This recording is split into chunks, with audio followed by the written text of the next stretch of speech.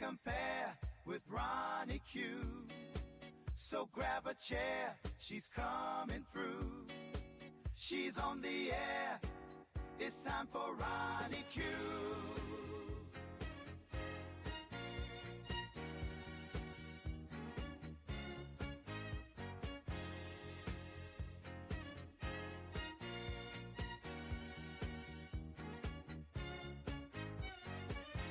They are rare and they are few. Who can compare with Ronnie Q? So grab a chair, she's coming through. She's on the air, it's time for Ronnie Q. Ronnie Q. It's time for Ronnie Q. Ronnie Q. It's time for Ronnie in the morning while I'm driving. Ronnie, I really come alive when it's time for Ronnie Q. I listen to my Ronnie. Ronnie, I listen to my Ronnie. It's time for Ronnie Q.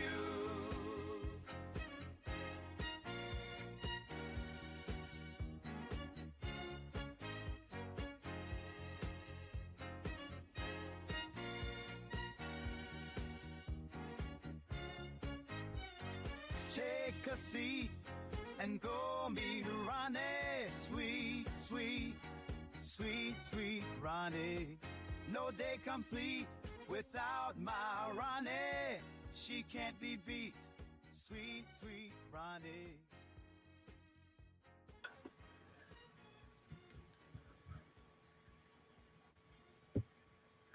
Grand Rising, Grand Rising. Jeez. What a week. The weekend was really short. A really, really short weekend. How are you guys doing this morning? Hope you guys had a fabulous weekend.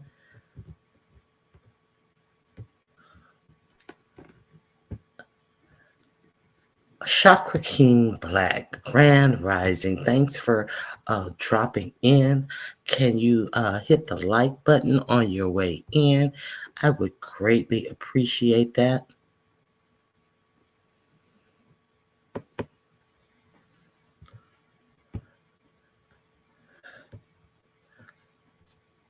Okay. So is just wholesale lying a thing that we're doing right now? Is it just like okay to just make things up? I just want to lie about something, so I'm going to lie about whatever. It seems like the last time that 47 got into office, he made wholesale lying a thing. And it seems like he took the shame out of lying for a lot of people. Chakra King Black says, God Rising family, positive vibes, conflict resolution, spiritual enlightenment. Yes, thank you, Chakra King. I didn't even know you were still in here.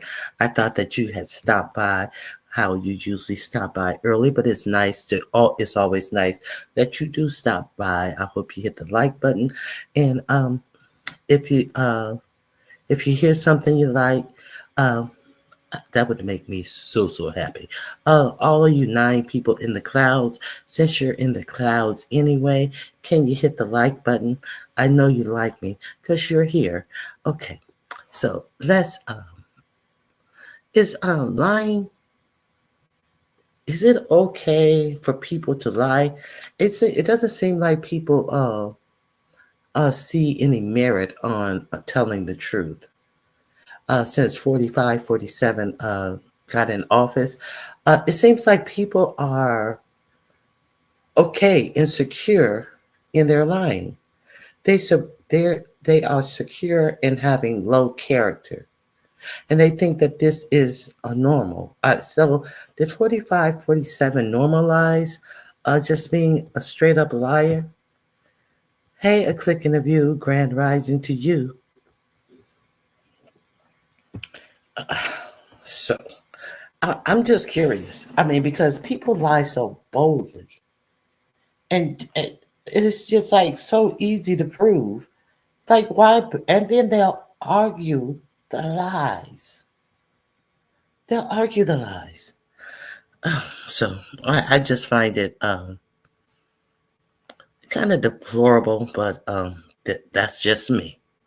That's just me. Everything ain't for everybody. So, how are you guys doing? I hope you guys hit the like button. Let me see. Let me see. Let me see.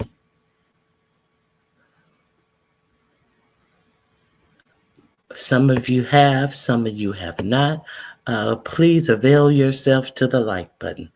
I would greatly appreciate that. Grand Rising, Jackie Gaines, it is good to see you as well. So, do you guys have anything to add? Do you feel like you see people lying more and acting as if they shouldn't be embarrassed even when they're caught in the lies? Or do you even not bother to catch people in lies at this point? Because people lie so freely at this point. Have you guys experienced that or have noticed that?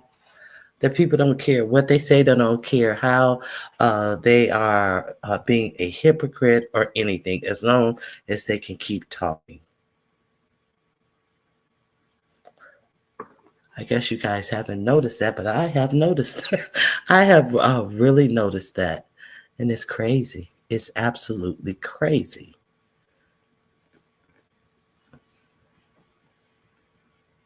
Now,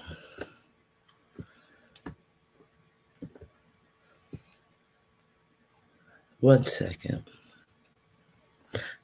Now, I have put a gaggle of things in my description box. You guys know that whatever I'm talking about on today, I put it in my description box.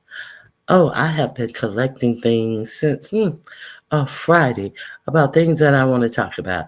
And as with 4547, there's going to be 2,500,000 things to talk about.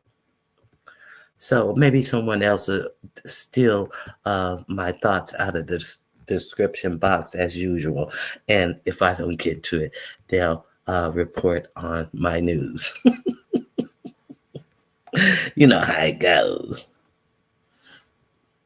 Thumbs up. Thank you. I appreciate that. You know how that goes.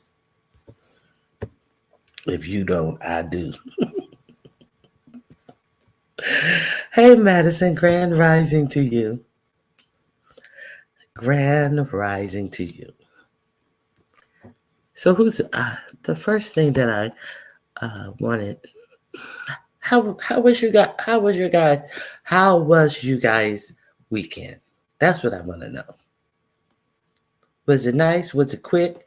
Was it over too soon? Are you still pining for the love that you lost? Are you still looking for a love of your own?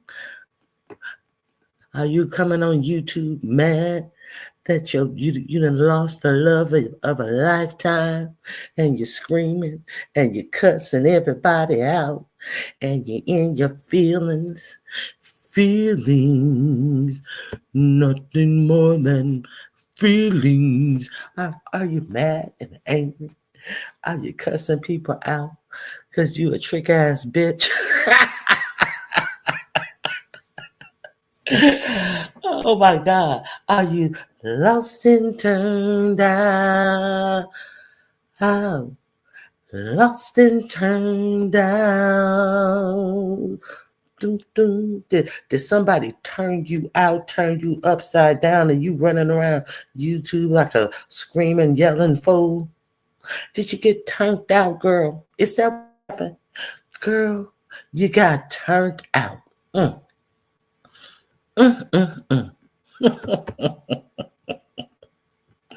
Okay, let me quit clowning. Relaxing and resting, staying out of the way at times seems to be the best way to handle these current times. I concur.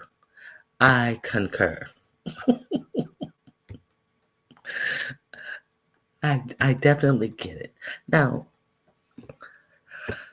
I think I want to start with something positive.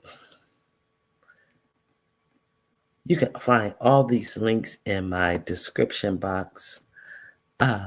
Did you guys? Wait a minute. Let me put my goals because I did not know this. I did not know this. Let me add my goals. If just in case you learn something new, those are always my goals. Not to bore you with lies, not to bore you with shit that's been talked about 500 times because it's always something new to talk about. If you learn something new, you can feel free to help me achieve my goals. Those are always my goal, to teach you something you haven't learned, or to not teach you, to tell you something you haven't learned, or you didn't know.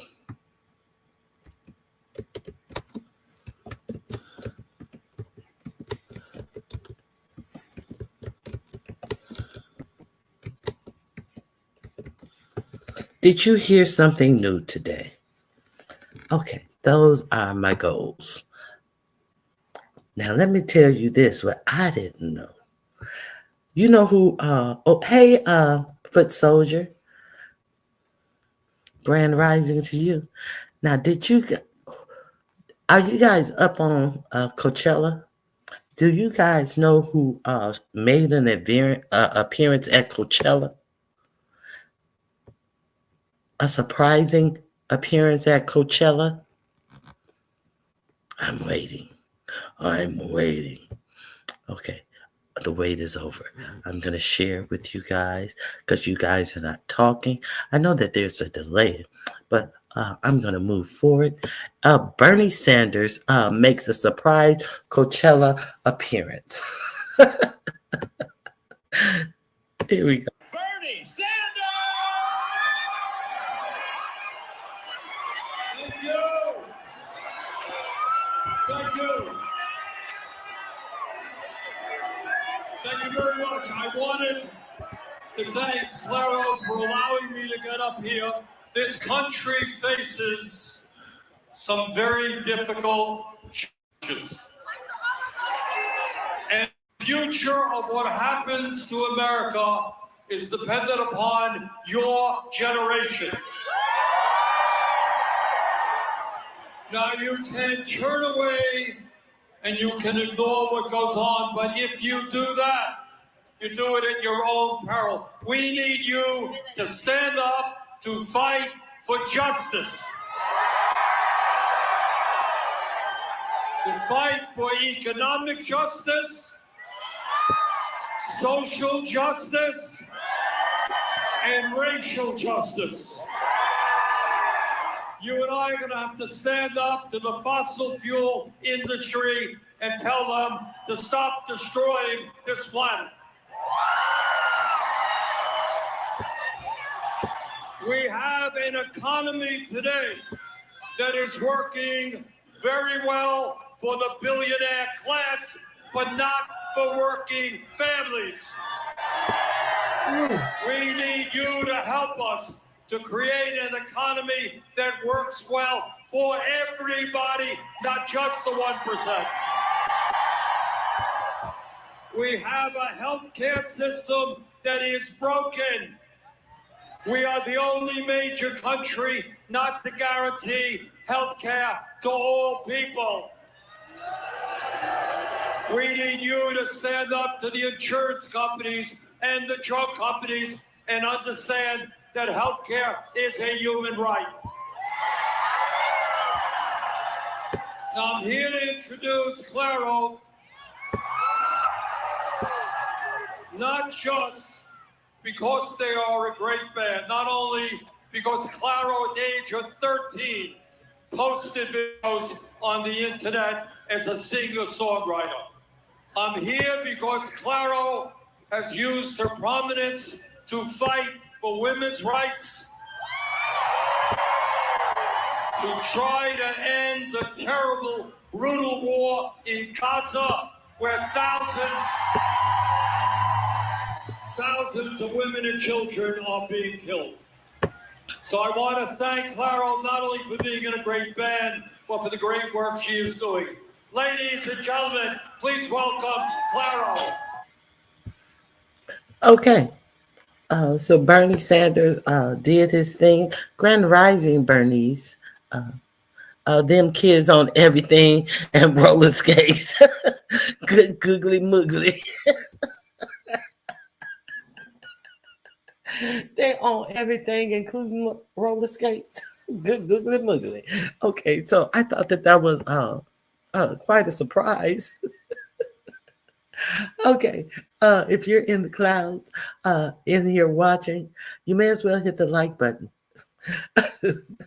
I should have reached some goals because I was shocked at that. Okay, so um, I also wanted to talk about. No, I wonder if Bernie Sanders is going to be picked up by the DOJ or ICE or somebody, and they saying that he is a Hamas supporter by saying the truth about what he feels. You know, kind of like the I can never remember his name. The PhD student from where was he from? From New York City. I wonder is he going to be picked up like him, or the PhD student from Boston? I wonder will he be picked up? Because we do know that 4547 says that he wants to take people, American citizens. He wants to figure out a way to take our citizenship away from American-born citizens and throw us in the El Salvador gulag. So y'all pray for Bernie. You know, nothing's certain in this world. But it's certain that we have a fool for a president, in my opinion. I'll put it that way. So, what say you guys? Okay, so let me share this with you now. Now, prior to that Coachella visit, Sanders was in LA. What is it? The No Oligarch Tour with him and AOC. I forget the name of it. Prior to that, he was in Los Angeles, and they've had the biggest crowd ever. So it does seem like a lot of us are coming around. Some of us never needed to come around in the first place because we are intelligent enough to not vote this liar into office.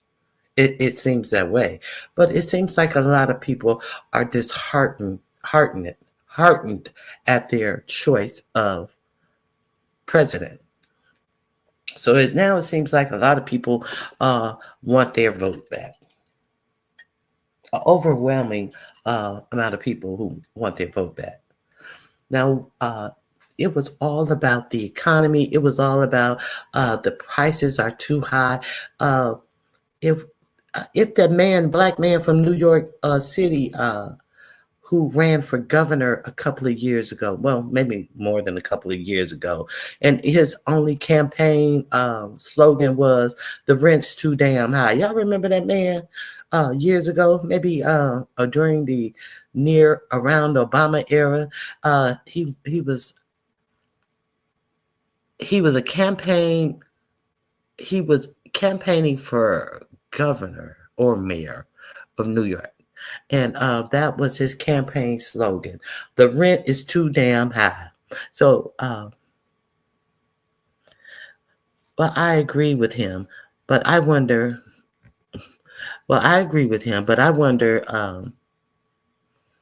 there could have been another form. He was introducing a band who is, I don't know who that is, never heard of him.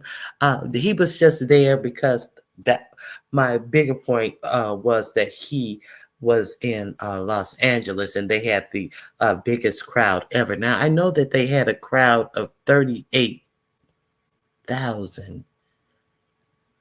I can't remember where that was prior to Los Angeles. So Los Angeles beat the 38,000 crowd. He had 38,000 last week. I don't know who. I was like, who is he saying? Cairo. But I think that it's good that he knew something about the band and that the band is outspoken about the genocide that's going on in Gaza, that has our tax dollars supporting as well. I do think that it was good.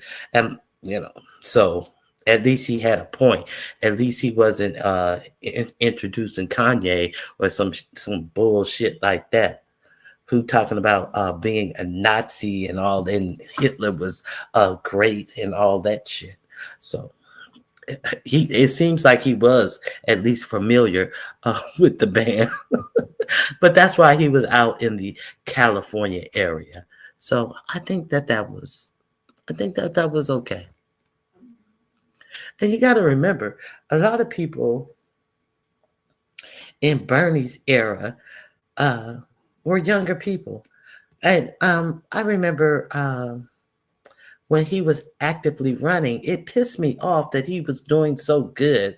And they would not talk about Bernie. It was like a media blackout on Bernie. And he was doing really good. And if he had gotten more exposure, I remember my mother used to be like, Bernie Sanders. What are you talking about, Bernie Sanders? And she didn't know shit about Bernie Sanders. And why she didn't know shit about Bernie Sanders? Because she wasn't exposed to Bernie Sanders. And it was not until after Trump got in office the first time that she found all the things that were good about Bernie Sanders. I'm not going to argue anybody about what I think. I'm just going to say what I think. But, she wants to argue and, you have to have an argument from, from which you talk. But if you're just spewing stuff out of your head and you don't know anything about the person to be mad at the person about, I can't help you with a conversation. So it was kind of like that. So let's check this out.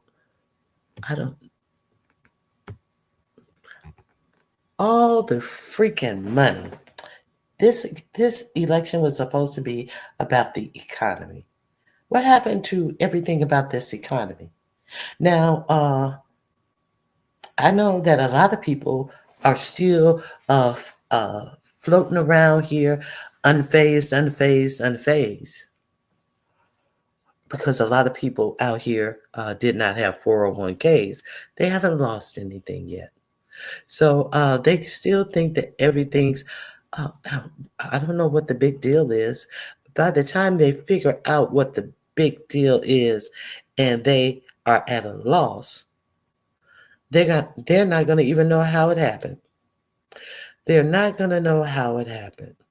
A lot of people still think that 45, 47 is just no worse than everyone else because they're not astute. They're not paying attention. But when it finally hits the bottom majority of the American citizens, it's going to be really bad for them because they're not going to see it coming.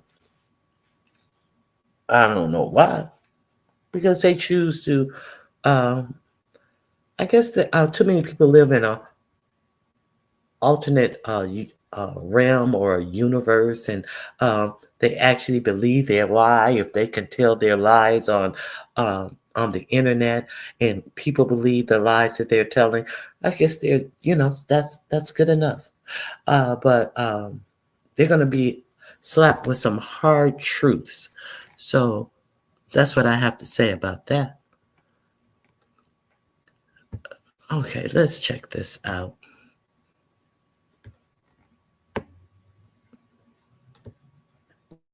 Crunched the numbers and found that the world's wealth.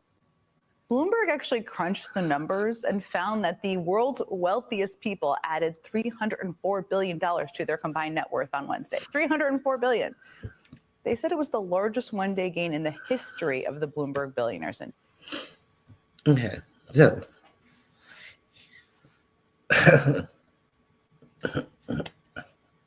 and hold on.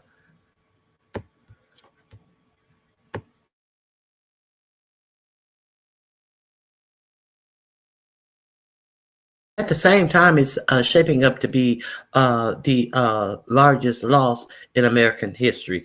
And unlike the richest people in America who won their money back, people of a certain age, people at retirement age, they're not going to have the opportunity to win their money back. Another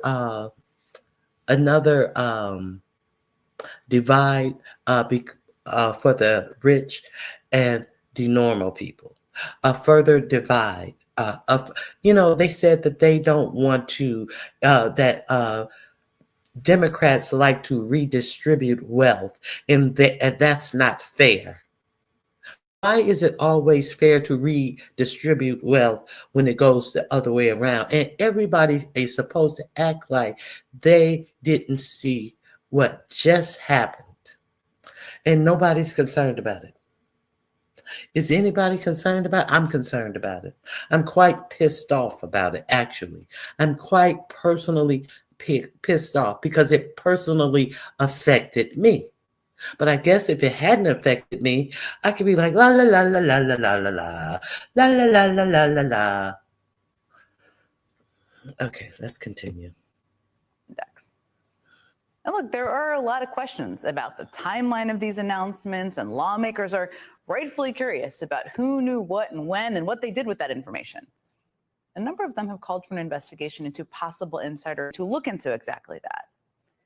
But one thing we do know is that it was a good day for billionaires, a very good day. And I kid you not, you can't make it up sometimes, because two of those billionaires just happened to be with Trump in the Oval Office on that very same day. And as you can see for yourself, Trump was downright giddy is the only way to describe it, but just how much money they made, all thanks to him. This is Charles Schwab. It's not just a company, it's actually an individual. And he made $2.5 billion today, and he made $900 million. That who you saw in that video was Charles Schwab, that Charles Schwab, and Roger Penske, as in the Penske trucks you see on the highway. Trump says they made a combined total of more than $3 billion in a single day. So he bragged about enriching billionaires within the Oval Office. I'm sure you heard the chuckling in the background. And then a communications advisor on his staff, I really can't get over this piece, thought it was a good idea to tweet that exchange out.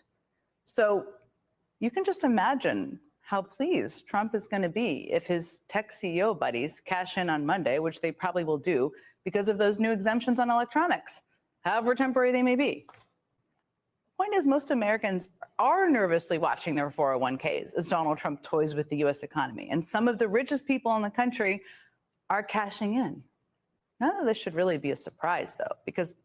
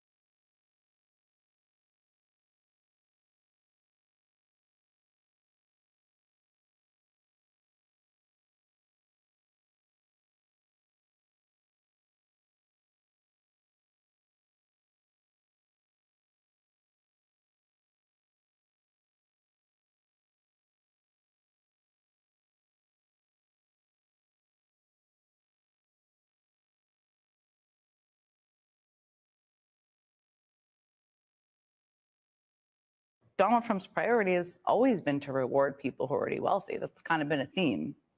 It's never been a big secret. But it does seem to be getting more blatant and more brazen. I mean, I want you to listen to something one Trump mega donor said this week. And when you listen to it, I just want you to keep in mind that this guy was saying this on a video in an effort to dunk on Democrats who did not give him the access he felt he deserved simply because he's rich.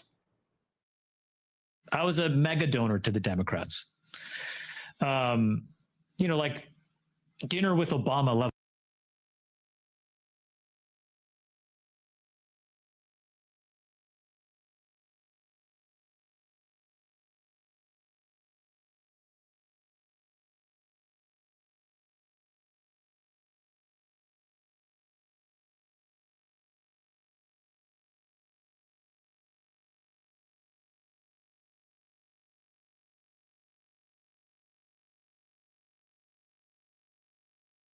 Level donor, okay? I was Obama level donor, okay? Democrats. I was a mega donor to the Democrats. Like dinner with Obama level donor, okay?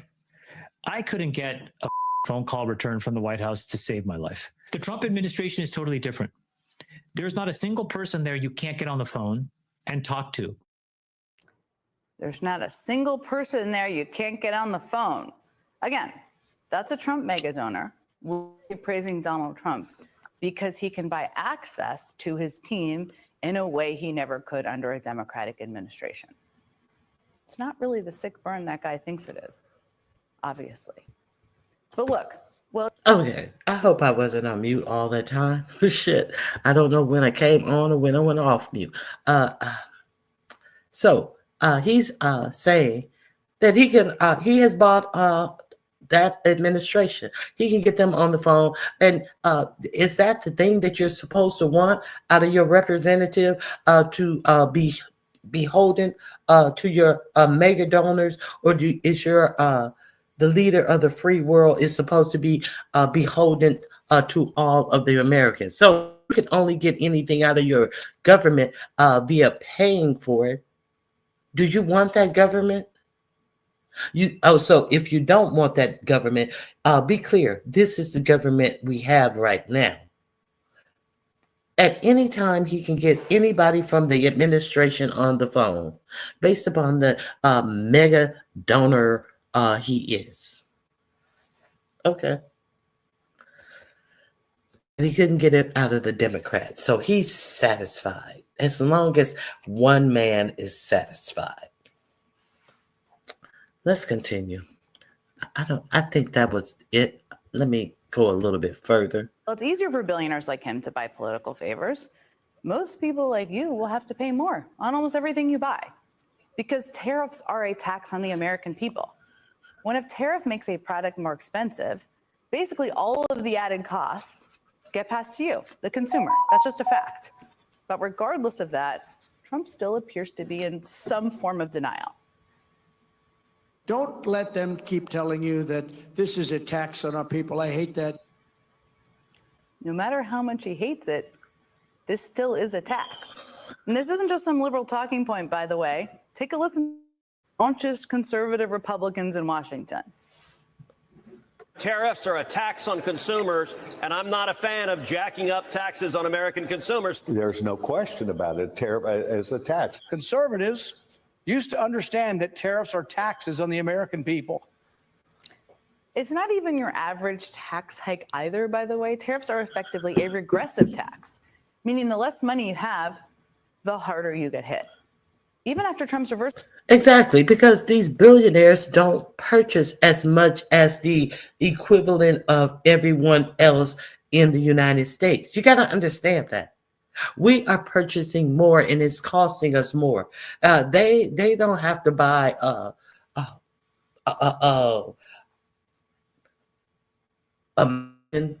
toothbrushes. They don't have to buy a million of this, that, and the other. No, their households don't require what a million people's household require. So that's why we're getting hit more, and we have the least.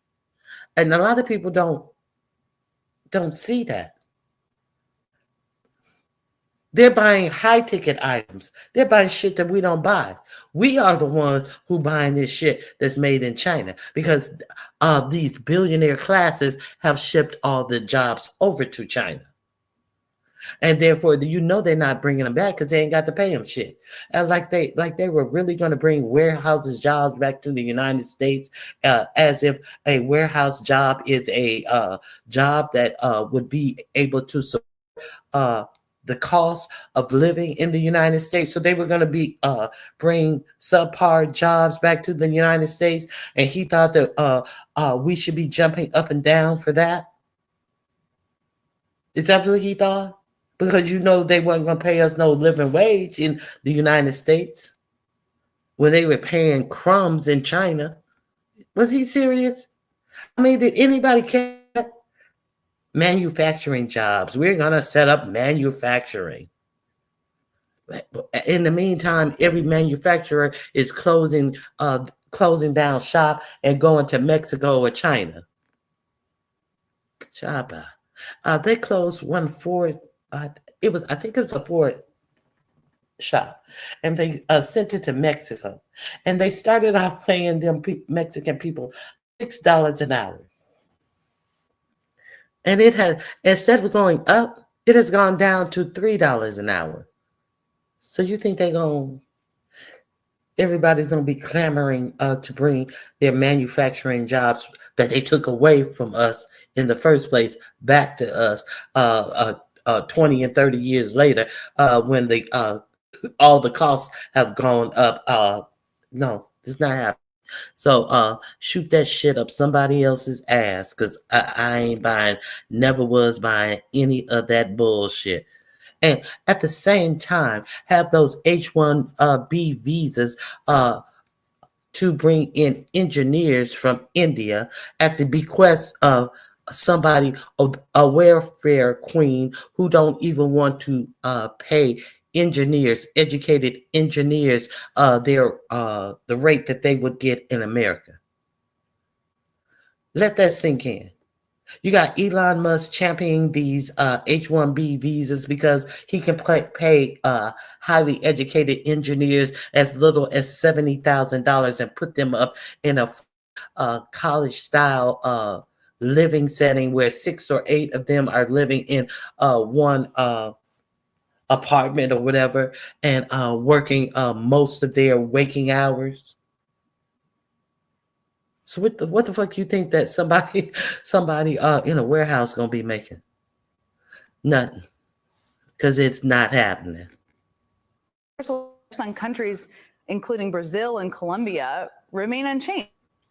And what that basically means is that the two biggest producers of U.S. coffee, Brazil and Colombia, your daily cups, if you're me, I should say, will most likely be getting more expensive because their tariffs on them remain in place. And the disruption could also make holiday shopping difficult. I know it's a while away, but here's where one toy company CEO told the Today Show on Thursday. 80% of the toys will be twice as expensive this Christmas as they were last Christmas. There likely, in particular with toys, be a shortage of toys this Christmas. I mean, even a short-term disruption will upset the flow of goods. Merry Christmas, everyone. There are fewer toys and they're more expensive. Keep in mind, all of this happened on the same week, during the same week, when House Republicans passed a budget that could also include massive cuts to Medicaid. So they're making everything from healthcare to holiday toys more expensive for most Americans. And when Trump says, which he keeps saying, it's a quote, great time to buy, that was his tweet, you have to ask yourself, great time for who exactly? Not most people. Now, the only silver lining here, if you could call it that, is that this is all being done in the light of day. Billionaires. What's silver about that? There is no silver lining that they are bold enough to commit all of this fraud while they're talking about looking for waste, fraud, and abuse everywhere but the areas that give Elon Musk his welfare. But they're looking for waste, fraud, and abuse. All of these people being put out of their jobs. And did you hear the newest thing about the Elon Musk situation? Elon Musk has lied so much. He has fallen so short on what he has promised and what he has delivered. But having him was one of the biggest waste, frauds, and abuse in our government system. When you look at all of the people, the hundreds of thousands of people, they still haven't gotten rid of the 83,000 people from the VA as of yet. They've gotten rid of around 9,000 people, but they haven't gotten rid of the upwards to 83,000 people as of yet. So what kind of America are we going to be living in when all of these people are out of work? And the best jobs solution that they have under this guise of a tariff, we're going to bring manufacturing jobs back. You're bringing shit back. Okay, so China is at a 145% tariff. What does that make any sense at? And they're trying to make you think that China needs you and our economy more than we need the goods that come from China. There have been stories that some Chinese ships that were on the way to the United States just dumped their shit in the ocean and went back to China. Can you believe that?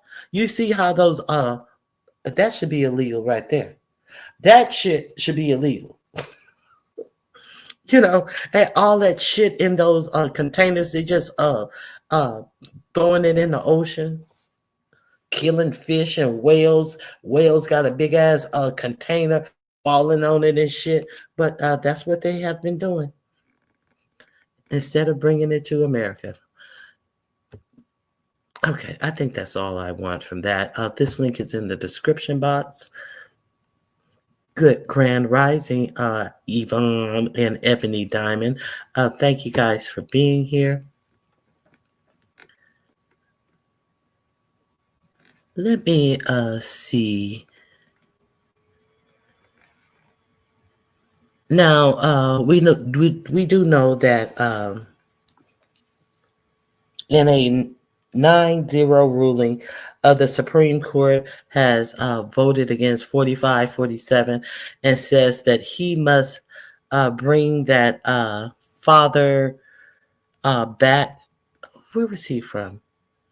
He must bring that father back that he admits that he shipped to the Russian gulag. He must bring him back to the United States. So let's delve into this ruling 9-0.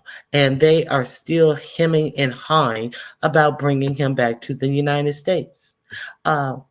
They said that the order stood, the Supreme Court said that the order stands, and the order that stands is they were supposed to have him back last Monday. So then the judge wanted to know, what have they done to affect his return, and what will they be doing, and where is he located? The only thing that they came and told the judge is that he was still alive and he's located in that big prison. Nothing specific. He's alive and he's still in that big prison.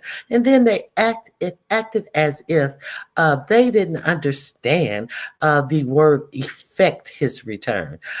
Well, we're not in control of him, so we can't effect anything because he's in another country and they're the only ones who can. But do you understand that the president of El Salvador is supposed to be in the United States today? This week, I mean, I don't know if it's today, but for sure this week. So you can set up a whole visit for him, another dictator, to come to the United States. But you can't do what the United States Supreme Court. You have to go to the Supreme Court before you act like you are going to pretend like you may do it. Like you still have a choice to do it, but your choice is it's out of our hands. They're still saying it is out of their hands to bring this man back. Okay, let me share my screen with you. Do I have to share my screen with you? I think that's all I have to say about it. Let me see. Is there a little more that I want to say about this? Here we go.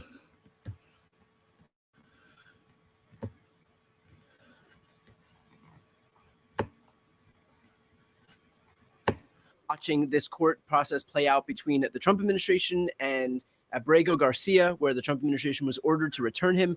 Trump himself may have just committed a major strategic blunder that's screwing over his own DOJ as they try to litigate this issue in court. Can you explain what just happened? Yeah, Brian, a statement Donald Trump just made has already shown up in a court pleading in the Abrego Garcia case, the wrongful, unconstitutional deportation of that young man to El Salvador. And boy, Abrego Garcia's attorneys jumped on it. They put it in a brand new court filing, and Donald Trump just in a sense tied the hands of his own DOJ attorneys. I think I would say it qualifies as Donald Trump putting his foot in his mouth. But, you know, frankly, it seems like Donald Trump only opens his mouth to change feet these days. But let me read you what the attorneys for Mr. Garcia just put in a court filing. They said yesterday, President Trump confirmed that the United States has the power to facilitate Abrego Garcia's release from prison and return him to the United States. And they quote Donald Trump, "If the Supreme Court said bring somebody back, I would do that. I respect the Supreme Court." And then the attorneys go on to note, of course, that is precisely what the Supreme Court did when it ruled that this court's injunction properly requires the government to facilitate Garcia's release from custody in El Salvador and to ensure that his case is handled as it would have been had he not been improperly sent to El Salvador. Brian, the DOJ attorneys are going to be hard-pressed to walk into court and say, we're not inclined to bring him back, or we can't bring him back because the President of the United States said they can bring him back and they will bring him back if the Supreme Court tells them to. But Brian, the Supreme Court has in substance already told them to. They said, facilitate his release and treat him the way he should be treated if his due process rights are honored. So, you know, Donald Trump really kind of stepped in it and made the job of his DOJ lawyers to resist, for reasons unknown, resist returning Abrego Garcia to the United States much, much more difficult. Right. So Trump made it more difficult by virtue of saying outright that he was willing to accept the results of the Supreme Court. But why then are his attorneys still hell-bent on trying to resist this? Not only because Trump himself said that he would respect the Supreme Court's wishes, but also because those attorneys themselves, well, maybe not that one specifically because that one was let go, but the DOJ itself has already conceded that this was an administrative error. And so why die on this hill? I don't know, Brian, other than the callousness, the cruelty, the fear and intimidation, the signal that it sends to everyone else. And I really do feel like the Trump administration is not wild about being ordered by any federal court. The thing is about the power that this very same Supreme Court gave him. They said that nobody can question him. That's what it's about. So while they sit up there and did that dumb shit with the what was that? I forget what act it was. When they said that no one could question the president as long as he felt that he was doing a presidential duty. Not even the DOJ can question him. And one of the arguments in that case was if he decided to send Navy SEALs to go after one of his political opponents, if as long as he felt that that was it within his presidential powers, he could do that. That was one of the arguments in the actual Supreme Court case, and he won it. So there is no. I don't know why people are acting as if they don't know why he hasn't. This dude is not. They say it's a 5-hour flight. It's the flight is shorter than L.A. to New York. So why isn't he on? I'm pretty sure, hoping. This is one of the cases that they have done all that they can do. They have reached as far as they can go with this case. So what's the next options? Somebody's going to wind up unalive. Grand Rising Ray Black, good to see you. Truth and Read, it's good to see you as well. Random Crafting Gamer, I'm glad you finally can catch a live as well. So I would not be surprised.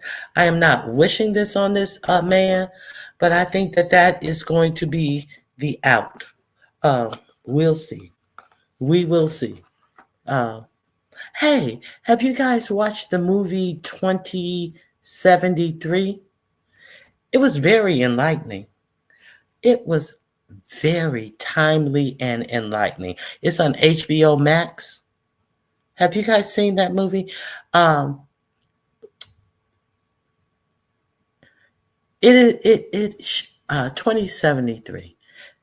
It is in an era where most of the people are living underground, and they have been taking people away, never to be seen again. You guys have seen that police dog that they have, that mechanical police dog. I think they actually use a few of them in Florida right now.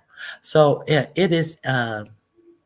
It's not really a space AG type of thing because it's not a lot of flying shit. It's just like regular America, but people are living underground because they are the resistance and they have all the facial recognition shit over here. But it deals factually with factual stuff, how dictators came into power, like Viktor Orban. They tell the story how he came into power. I didn't even know this story about China. How I didn't know about all the Chinese Muslims that they have, and how they had a uprising where they targeted the Chinese Muslims and told them that either they become Chinese citizens or they just knock them off, so to speak. And they also dealt with a lot of things that 45, 47 has been saying. And who else? The Philippines. They dealt with the Philippines, how the Philippines arrested this female reporter. They arrested her because she was telling the truth about that.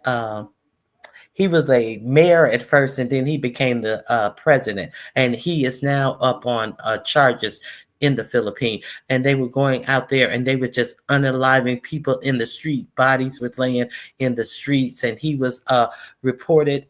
He did an interview with her, and he said, "Yes, you just go out there and kill drug dealers and drug users." So now time has gone forward a little bit, and he's actually in jail and stuff. I don't know what crimes he's up on. It has to do with what he was doing in office. After being a governor, he actually won the presidency over it. I'm pretty sure you guys know who I'm talking about in the Philippines. If you haven't watched the movie 2073, has any of you guys watched it? I guess not. But you guys should really check it out. It's a good movie.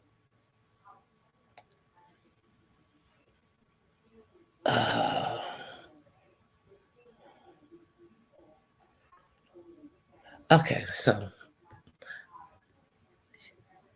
I'm not getting any responses, so I'll move forward. Let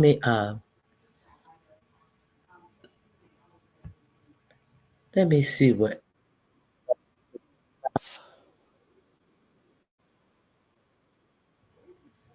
Okay.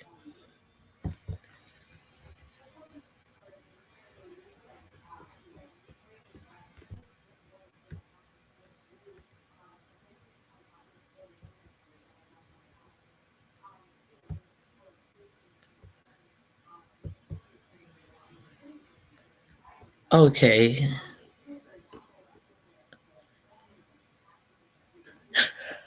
Speaking of Microsoft, I have a story about a protest in Microsoft. Grand Rising, Nita B, it's good to see you. I think I just saw an advertisement. I will check it out. Yes, it's on HBO Max. And the fact about it is, it's kind of telling how the world got to that position. And it tells accurately how other countries have been overtaken by dictators. You guys should watch it. I think it's because like it or not, all of this talk about a third term, I definitely agree as well that they are very serious about this third term. Don't let them be like, oh, he can't be serious. Oh, he can't be serious until the time it happens. And then they're going to act like they don't know what to do. They should be figuring out what they're going to do right now. You know how Trump, he just likes to get under, they just want the left to be up in arms about something. Oh, you know how the left is. No, we know how the right is. We know how 45, 47 is. Okay, I will watch it. Okay, yeah, so speaking of Microsoft, let me share with you how some Microsoft employees, well, they did kind of interrupt one of their little presentation meetings, but they were fired because these employees were disgusted at the fact that they are supporting Israel. So I'll show you the story. Here you go. Democracy Now! If you're not subscribed to this channel, the link is in my description box. Go check them out. They have good stories. They cover world news unlike you have not seen on cable companies. So go check it out. See what you're missing in the world. This is Democracy Now!, democracynow.org, the War and Peace Report. I'm Amy Goodman. We look now at how Microsoft fired 2 software engineers this week after they protested Israel's use of Microsoft's AI and cloud technology in its assault on Gaza. A recent investigation by the Associated Press revealed the Israeli military used this technology to select bombing targets in Gaza and Lebanon. Leaked documents obtained by The Guardian and DropSite News earlier this year showed the extent to which the Israeli military was using Microsoft Cloud Computing Platform and how its use of Microsoft's AI technology spiked dramatically in the months following October 7, 2023. The protests began last Friday, Microsoft's 50th anniversary celebrations, as Microsoft AI CEO Mustafa Suleyman presented product updates to an audience that included Microsoft co-founder Bill Gates. This is software engineer Ibtihal Abusad, who organizes with the Microsoft employee-led campaign No Azure for Apartheid, disrupting and confronting Suleyman. Shame on you! You are a war profiteer. Stop using AI for genocide, Mustafa. Stop using AI for genocide in our region. You have blood on your hands. All of Microsoft has blood on its hands. How do you all celebrate when Microsoft is killing children? Shame on you all. Thank you. I hear your protest. Thank you. The second protest at Microsoft's 50th anniversary celebrations was led by Microsoft software developer Vanya Agarwal, who interrupted a discussion between Bill Gates, former CEO Steve Ballmer, and the current CEO, Satya Nadella. Shame on you all. You're all hypocrites. I'm a Microsoft worker, and I do not consent to my 50,000 Palestinians in Gaza have been murdered. Microsoft technology. How dare you? Shame on all of you for celebrating on their blood. Cut ties with Israel. No Azure for apartheid. Microsoft AI kills kids. Microsoft powers genocide. Both of the Microsoft workers who protested were fired this week. In October, Microsoft also fired 2 workers for helping organize an unauthorized lunchtime vigil for Palestinian refugees at its headquarters. For more, we're joined by one of the fired workers, Vanya Agarwal. She is in Seattle. Welcome to Democracy Now! It's great to have you with us. Can you start off by talking about exactly what you did, Vanya, and why you did it? Yeah, good morning, Amy, and thank you so much for having me. So just a little background, throughout 2025, Microsoft has been celebrating its 50th year anniversary using message centered around its philanthropist impact. But every month, we continue to learn more and more about how Microsoft and its services have enabled and accelerated the genocide in Gaza. As you mentioned, there have been multiple investigations by news outlets, including The Guardian, AP, Dropsite News, and others. And the response from Microsoft on all of this has shed light on its hypocrisy. They declined to comment on the investigations. They evaded questions internally. They delete comments from workers asking for explanations. They remove peaceful protesters from premises. And like you mentioned, they even fired 2 of our members last October. So our campaign. Okay, so the link is in my description box. Go check it out. It is. It says it's under Microsoft population control. Thank you, Miss 313. Thank you for being here, and thank you for helping me meet my goal. No, you you became a member. That is another goal that I have. Thank you for becoming a member for 4 months. I appreciate you. So now let's talk about the muskrat. I have. Hold on.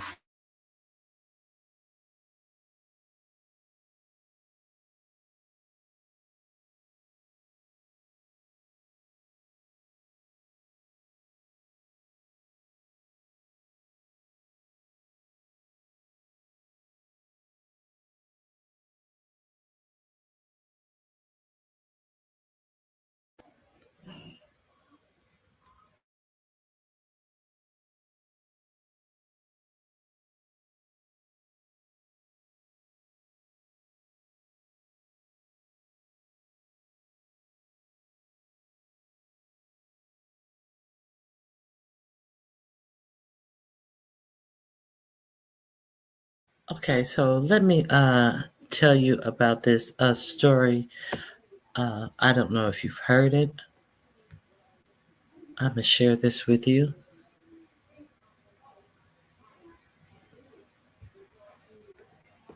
It's from Rolling Stone. I found it quite interesting. Elon Musk, owner of X, complains he's losing the propaganda war. The world's richest man is only becoming more unpopular. Okay.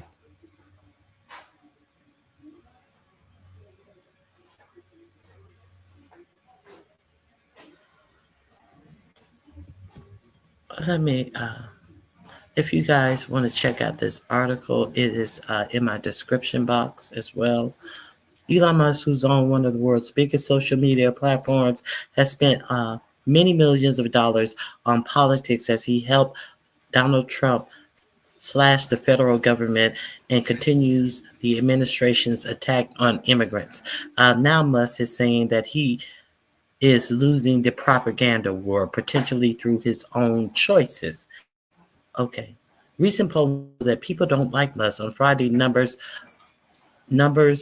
pundit Nate Silver posted on X that Musk's popularity is at negative 14 points. Trump's, for comparison, is at negative 5 points. The chart shows that Musk's popularity markedly decreased when Trump took office, with a 39.6% of respondents viewing him as favorable as of this month. Musk blames his decline on liberals waging successful propaganda campaign against him and suggested that Republicans are not boosting him in kind. No, the liberals are telling the truth about you, and the Republicans had nothing to boost you in kind on or about, because they are feeling the same wrath of you. Look at how many Republicans thought it couldn't happen to them, and they fucked around and found out. That's what's going on. The inevitable outcome of having a political propaganda war waged against me, while I have almost no countervailing campaign. You don't have no countervailing campaign with all the lies that you're putting up on X about how much money you're saving the United States, and it's absolutely untrue. And at times, digging my own grave way better than my enemies do. Who are your enemies? Who might be these enemies? Must reply to Silver, adding two cry laughing emojis at the end, an emoji he uses frequently. He's crying laughing. Well, if you're crying laughing, listen, you own Twitter and you ramp up your tweets. You have cheated the algorithm on Twitter to your tweets are tweeted out 1,000 times more than a regular user on Twitter. And you crying? And you talking about propaganda machines? We're going to talk about these propaganda machines as well. We're going to talk about Meta, and we're going to talk about Twitter. The propaganda machine where you guys let people come in, go on and say the most racist, the most anti-Semitic, anti-Semitism, anti-Semitic speech in all of the world, where you guys just let people say anything they want to, but God forbid they say the truth about you and you have a problem. And speaking of this platform, this is what I wanted to get to in the story. It's more poor me. Okay, as Rolling Stone reported earlier this week, Musk pillaging the government is infuriating everyday Americans and Trump aides alike. Talking to the guy is sometimes like listening to a really, really rusty nail on the chalkboard, senior Trump administration official told Rolling Stone. He's just the most irritating person I've ever had to deal with. And that is saying something. I guess that is saying something. And you're a Trump official. And Elon is more irritating of a person to talk to. Okay, Musk and his so-called Department of Government Efficiency have been furiously slashing the federal government, purging workers, and aiding Trump's crackdown on immigrations. So did you guys know that Musk is aiding Trump's crackdown on immigration? Has 4547 ever said that was part of Doge's job to crack down on immigration? And how would he do that, you may ask? How would he? He's supposed to be looking for waste, fraud, and abuse. How would he be cracking down on immigration? Tens of thousands of federal workers have fired, with more firings on the way. And on Friday, Politico reported that longtime Musk buddy Antonio Garcia's is leading a Doge immigration task force that has wormed itself into the Department of Homeland Security. Garcia has also made misleading claims about non-citizens receiving Social Security based on data that a court barred Doge from accessing.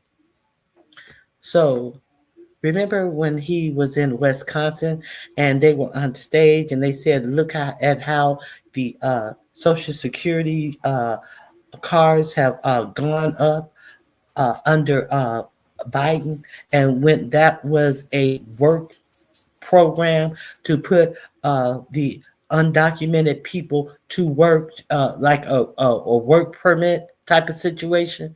They could not vote. They said it right there on the thing, but they said that they were getting them Social Security numbers so they could vote for Democrats. So that's what they mean. Now, how did he even see this when a court ordered that he was barred from accessing this information anyway, you may ask? Do you ask if the court barred him from seeing it, how was he lying about it? Because they have hackers in there and they are hacking anything, all information in the government. But did you think that it was Doge's job? Now Doge is working with Homeland Security. Did you know that? Did you know? Did you know? Did you know? Yes, they are. Okay, so let's see what else. But yeah, they just doing whatever they want to do. Is my point. Musk embarrassed himself recently in a foray into state politics when the Wisconsin Supreme Court candidate he supported by reportedly sinking $25 million into the campaign lost the election.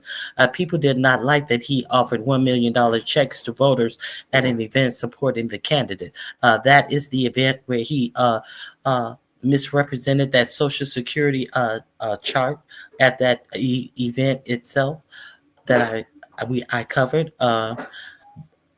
A poll by Blueprint Research found that 69% of voters disapproved of the move. The poll also put net approval for Musk's handling of Doge at a negative 19 points. Last weekend, thousands of Americans and activists around the globe came out to protest 4547 and Musk's destruction, including Doge cut to Social Security. And if the protests weren't clear, though, people have been vandalizing Tesla vehicles and dealership. Someone even vandalized a 12-foot tall statue of Musk.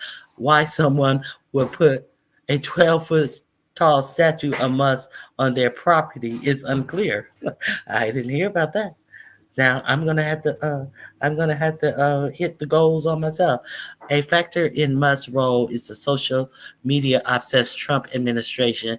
Wait a minute. A factor in Musk's role in the social media obsessed Trump administration is that he owns X, the biggest propaganda machine around, allowing him to have major influence online and shape the disclosure. For example, the Social Security Administration is reportedly moving all of its public communications to X, in addition to dramatically cutting regional staff and offices, according to Wired. Do you hear what I'm saying? Musk raised alarm bells recently when he called Social Security the biggest Ponzi scheme of all times. We are no longer planning to issue press releases or those. Wait a minute. We are no longer planning to issue press releases or those dear colleague letters to inform the media and the public about programmatic and service change. So they're not. So what they're saying is Social Security is not informing their staff or the public or the media with letters about their service changes. Social Security Administration Regional Commissioner Linda Kerr Davis told workers earlier this week. Wired reported instead the agency will be using X to communicate to the press and the public. So this will become our communications mechanism.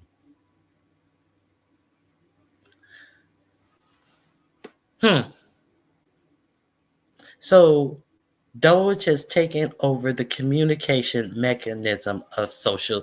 X has taken over the communication mechanism of Social Security. Did you guys know that? Apparently, the Social Security Administration took to X to dispute the story. This is false. Social Security will continue to communicate through any and all mediums, the agency posted on X. This is a official communication where they're saying it's not true. The Social Security Administration is reporting this on X. So she broke the story that this is how they had planned on communicating with people who are getting Social Security, applying for Social Security, the media, their employees, all the closures of all the layoff was going to be communicated via X. There will be no more letters. And you know what happened to her? This link is in my description box. Let's find out what happened to her. Hey, Big Brenda. Let's find out what happened to that lady who spilled that information. You will be shocked at what happened to her. Let's get to this story. Elon kicks out employee. They physically kicked her out after he got owned. Okay, so let's hear this. This is what went on this weekend, just in case y'all missed this. Doge goons physically. What the hell is this article that I just read? Doge goons physically drag Social Security worker from desk. The high-ranking civil servant had opposed a plan to push out migrants by falsely listing them as dead, and he was forcefully removed from his desk at the Social Security offices. Now, I want to break down this story. Yeah, I'm going to break down that story too. That is how he is helping immigration. They said that Doge went in, and all of the people who they showed when he was showing how many migrants had gotten work Social Security numbers because they are taking the taxes out of their checks, but they're not going to receive Social Security, but they're still taking Social Security out of their check. Thus, they have gotten Social Security numbers. Unless they become a citizen at the time where it is time for them to receive Social Security checks. Okay, so what Doge is doing, remember they said that they had all of these people who were getting checks that was 150 and 200 years old, and none of that was true. They said they were getting checks, but then they had to walk it back sneakily after the press reported, no, these people still have open Social Security cards, but they definitely are not getting checks. And the only reason their card is still open is because no one has given Social Security Department a death certificate. So all of that dead people collecting Social Security, but they told you that they were getting checks. So when it was explained to them, you know what they said? Oh, well, you know what? All of these people, all of these immigrants that are got these Social Security cards so they can work. All we got to do is go into Social Security and say they dead. And that's what they did. So that's how, and if they can't work, they'll get out of the country. They'll leave. They'll self-deport. And that's what Elon Musk, did they announce any of this? Did you hear your government announce any of this? Okay, let's continue. And a few more. We have a lot to talk about today. Before we even break down this, there's a story that is tangentially related that is equally as important. Social Security's announcements are leaving its website and now moving to X, meaning the primary communication service from the Social Security service is coming from a platform that Elon Musk owns and Elon Musk leverages to spread disinformation. So if you want official updates on your retirement, your disability checks, your benefits of any sort, you now have to scroll through Elon's personal propaganda machine. You don't just get Social Security announcements. You also have to get conspiracy theories, rage baiting posts that will make you mad, Russian disinformation. And a whole lot of nigger this, Jew this, Jew that, all of this hate speech as well. But let's continue. That's what you're gonna have to scroll through. But now they're saying, no, that's not true, and where are they announcing it? On X. Let's continue. Information all throughout Twitter, all just to see an update about your disability check, which, by the way, Elon Musk is also sort of poking and prodding with right now. Now, it's not like he's completely nuking Social Security. I don't want to raise any panic. I've gotten emails. What he's doing is he's trying to make it seem like, it needs somebody to come in here and fix something that has never been broken until he got his people in on it to privatize it. Let's be clear. So people scared. There's no reason to be scared. But the thing is, Elon Musk is making these attempts. We need to make sure we're going to these hands-off protests and saying, hey, keep your hands off the Social Security, disability checks, Medicare, Medicaid, all of these things. Keep your hands off. But back to the main story, the fact that Social Security's announcements are leaving its official website and going to Elon Musk's platform is a gross abuse of power, but also concession from the people working within Social Security. Why is Elon Musk now allowed to dictate the narrative on Social Security and say that it's a Ponzi scheme and it's fraudulent? And then if you're on Social Security and you want to go get information, you have to read through Elon Musk's tweets about Social Security being fraudulent. It's disgusting. And check out Representative Jason Crow breaking this down from Colorado. He has a he's a billionaire acting as billionaires do. They're trying to raise money. They're trying to pad their own pockets. You know, this is somebody who's one of the largest defense government contractors in the country, and he's been given the keys to every government agency by Donald Trump. Not only that, there's zero congressional oversight. Nobody really can even say what his job is. There's no accountability. There's no insight into what he's doing, and people are pretty pissed off about it, and they should be. Right? Because he has access to their Social Security systems. We have access to the payment systems. And he's the one who's deciding what to cut and what not to cut when he has a vested interest in all of these programs. So people see what's going on here. It's not okay. Very well said. And before we get on to the main story, the key point that Jason Crow makes here, well, a few key points that the representative makes, but number one, there's no external oversight. Most departments, most institutions have an external body overseeing them, so there are checks and balances. All Elon Musk has is his own Twitter account that he runs and the Doge account, which he also runs. So it's like the same problem as people going to X to get their Social Security disinformation. It's all this feedback loop of disinformation, but also there are many conflicts of interest. Elon Musk is rushing it and being reckless. I mean, let me play a clip from my Jubilee debate just to show you me debating a conservative about Elon. All that I ask is that. Okay, I'm gonna bypass this. You guys should go watch him debate these young conservatives who have bought into all of this ignorance and lies. It's quite go over there and subscribe and check out him debating a number. It's about 20 of them, and they come up and none of them they are saying a whole lot of Republican talking points and when he gives actual facts, they totally faint and have nothing else, just talking points. Power of the purse. 100%. And that ties directly back to this point that I want to make here. Richard Hanania posted, Elon Musk has reduced the claims about what Doge is saving from $1 to $2 trillion to $150 billion. But the New York Times reports he's still getting the numbers wrong through things like accounting errors, canceling contracts that don't exist. We've also heard that he's claimed to cancel contracts that ended years ago. There was a contract that was paid out fully in 2019, and Elon Musk listed that as saving $8 billion.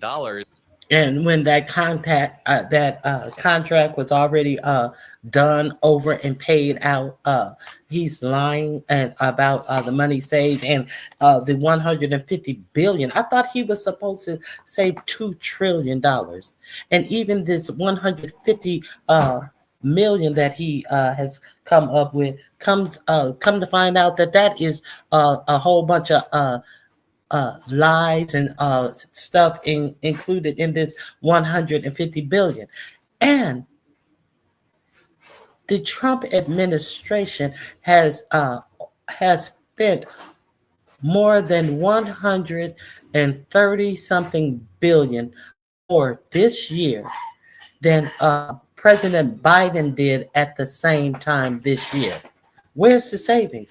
What happened about all the waste, fraud, and abuse when they have already spent 134 billion more than the Biden administration did this time last year? We're gonna take the waste out of government. Let's continue. Maybe that's one of Elon's little contracts. Maybe the little Doge boys got a little contract to start up another web page in China. Let's continue. That's part of the $150 billion number. And then they don't remove these accounting errors, which is absolutely wild. And really quickly, life has been kind of stressful lately between all of the work we do to stay on top of the news every day. Hold on. Okay, let's get back to it. That was a little commercial. Thanks to Vaya for making this video possible. Thank you to you guys. And this takes us to the main story. Doge goons physically drag Social Security worker from desk. This is going to be an interesting story because the Elon, I was going to say the Elon administration, but the Trump administration with Elon Musk running Doge has been making all of these really, really fast-paced mistakes and not really being able to fix them. So for example, Elon Musk claimed that there were hundreds, thousands of dead people on the Social Security payrolls, but it turns out that was just a mechanism from COVID to stop fraud. I made a whole other video about this, but that was actually to stop fraud. A senior executive at the Social Security Administration was physically dragged from his office this week after clashing with the Department of Government Efficiency, according to the Washington Post. The Washington Post article reads, Trump admin overrode Social Security staff to list immigrants as dead. And again, keep your damn hands off our Social Security. Well, not my Social Security yet, but keep your damn hands off. It's your Social Security too, Adam. You young. Keep hope alive that it'll still be here for you. Now, good morning, LaShonda Allen. Okay, so they drug him out of the building. I got it wrong the first time. I thought they drug him out because, I thought that they drugged the woman out because she disclosed that X was going to be the main place where information is dispersed about Social Security. They drove the man out because he said, no, I am not going to allow you to put death on these Social Security cards in a attempt to drive these people out of the country. And the thing, okay, all of this ICE shit. Remember when they first bought out ICE and they had Dr. Phil going on ICE raids and this, that, and the other? They're not doing any of that now. They want to get into the IRS. They are into the Social Security because they realize that, hey, these are Social Security cards from people who are undocumented that went through a program that they can get a work visa, part of to work. So why would we need to go through the streets and stuff? We can just go through these agencies and find people. That's what they're doing. Hey, it is what it is, but shit, that's how they're doing it. They're going through, they're trying to go through the IRS and Social Security to find the people that they need to get out of the country. But when they take a plane load full of people, these were the worst of the worst. These were criminals. They were ICE members. They were this, and they have no charges of none of these things. This is what this administration is doing. This is all propaganda. Propaganda. Let's be clear. They're not going out and doing anything. They're They're combing through information. They're doing what they do.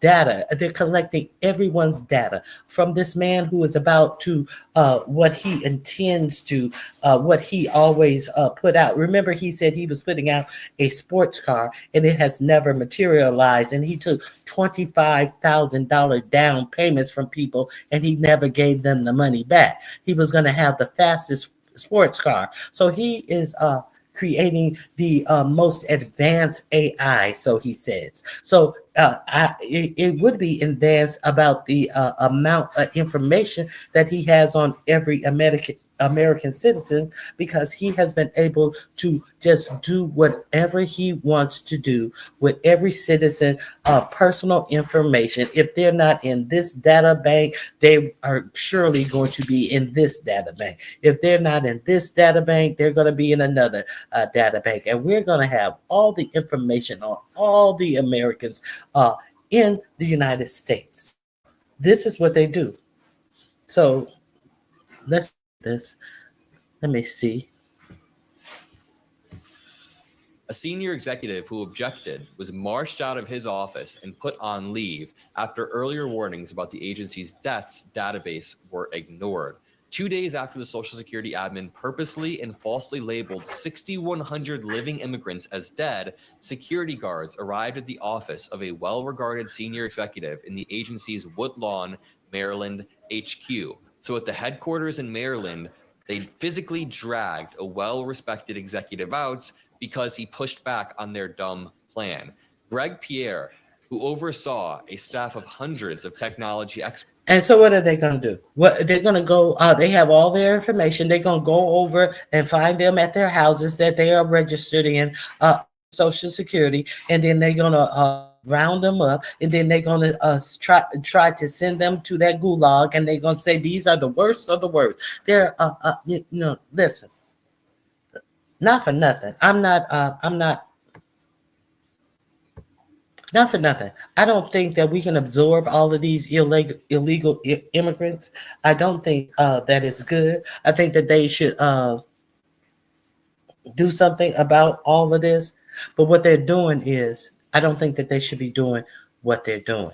How dare them put people in jail for the rest of their lives in some gang-ridden place in El Salvador? That's crazy. And once you make it okay for it to happen to anybody, don't be surprised when it starts happening to you. That's my point. Let's be clear. And he has already said he is looking for a way, if it's legal, he wouldn't mind sending some U.S. criminals over there. And while we thinking about it, well, they criminals. So look at how many Black people have languished in prisons for 20, 30, 40 years and have been entirely innocent. Can you imagine how many Black people this administration will say is criminal? And surely they have not had to prove any of this criminality. People have no cases. They said 75% of those people who he said on that first thing had nothing stronger than a traffic offense, not a warrant, offense on their records. So can you imagine this administration, how he tried to black out everything that's exceptional about Black people, tried to erase Black people from history all the way down to Harriet Tubman? Can you imagine how many Black people would be caught up? I'm telling you, that's how I feel. That's how I feel. That's what I'm telling you. What do you guys think?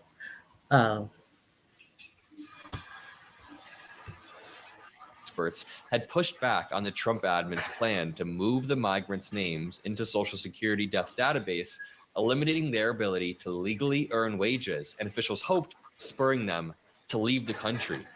Elon, this is not your job. What a massive overreach. It is not the job. But why does, if he don't like, see, this is my country. Why don't he go back to his country? Why don't he go back to his country? Why don't he leave with them?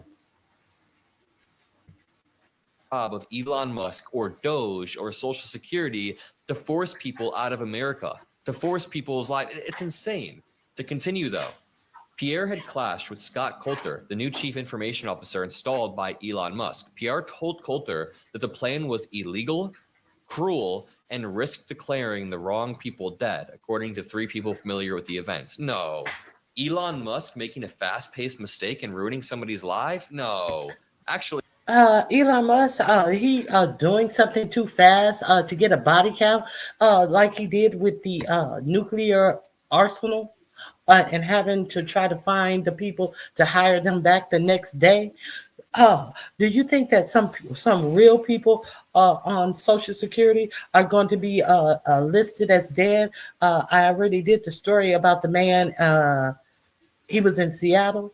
They listed him as dead and then went in his bank account and took back the past 2 payments out of his bank account. And that's how his wife found out that Social Security had him marked as dead because the bank notified her. So do you think some other people are, by happenstance, by sloppiness, on purpose, are going to and the thing about it is, I learned in that story is, once they miss a payment from you, it's not like they gotta repay the payment back. No, you just get on schedule. If it gets worked out, you just get on schedule to receive your next payment. You don't receive the payments back that you've missed. Now, what if it takes 6 months to get that back? Everyone's not a billionaire. Like the Commerce Secretary said, his mother-in-law wouldn't miss it, and she, of course, she wouldn't. You're a multi-billionaire; she wouldn't miss. What about these people on Social Security that are living paycheck to paycheck, and some of them are barely living on their Social Security? Let's continue. There are multiple stories of people being labeled as dead and having to go through weeks of a bureaucratic nightmare just to get their Social Security checks again. But I guess that's intentional. The goal is to make life so unlivable, so bureaucratically impossible for these migrants in particular, that many of them would just quote unquote self-deport, which is absolutely disgusting. Remember, Elon Musk can't be trusted with anything. This guy sends out 200 tweets a day. 99% of them just pure disinformation. The ones that aren't disinformation are probably just like racist memes or whatever the hell. That's still disinformation. On top of that, they fired nuclear stockpile workers. They accidentally paused Ebola research and never restored it. They paused measles research. All of these things combined to paint a pretty terrible. Okay, remember the first time he was in the White House with Little X, and Little X was telling Trump he wasn't the president? He said, "Oh, yeah, we did that by mistake, the Ebola thing." And do you know, up until this point right now, they have not reinstated that Ebola research? No, they haven't. And he stood right there in front of you. "Oh, yeah, and we're going to have to correct that. Yeah, we did it by mistake, and we're going to have to correct that." It hasn't been corrected up to this date. Let's continue. The link is in my description box. Go check it out. Go check out Adam. Because he can't do there what he's doing here. Exactly, Ray Black. Exactly.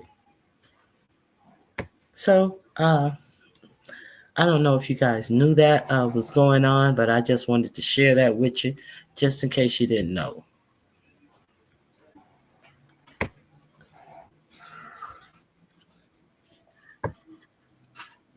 Now, I also want to talk about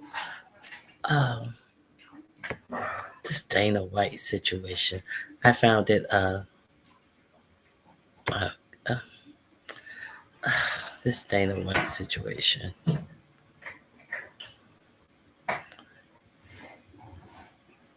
Y'all know who Dana White is. He's the owner of MMA. He's one of 45, 47's good buddies. I like this video as well.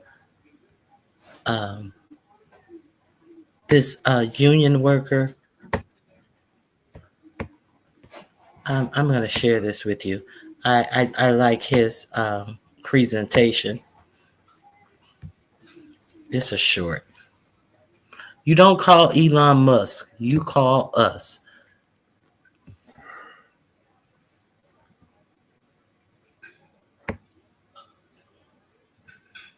We need to make our voices heard. We're not red. We're not blue. We're the building trades, the backbone of America. We built a $5 billion. You want to build a $5 billion data center? What more six-figure careers with healthcare retirement and no college debt? You don't call Elon Musk. You call us. North America's building trades unions. And yeah, that means all of us, including our brother, Smart Apprentice, Kilmar Arbrega Garcia, who we demand to be returned to us and his family now. Bring him home.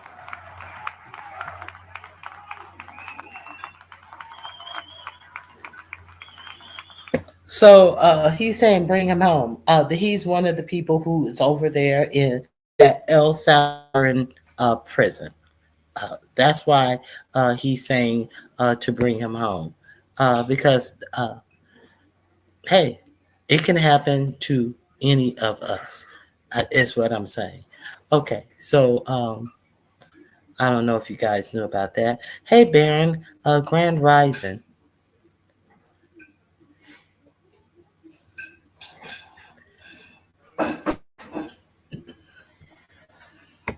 Okay.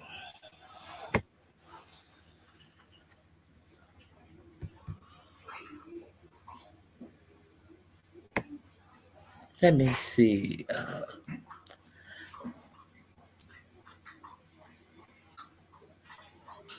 Let me see. What is the big payback? I don't know what this is. Bear with me.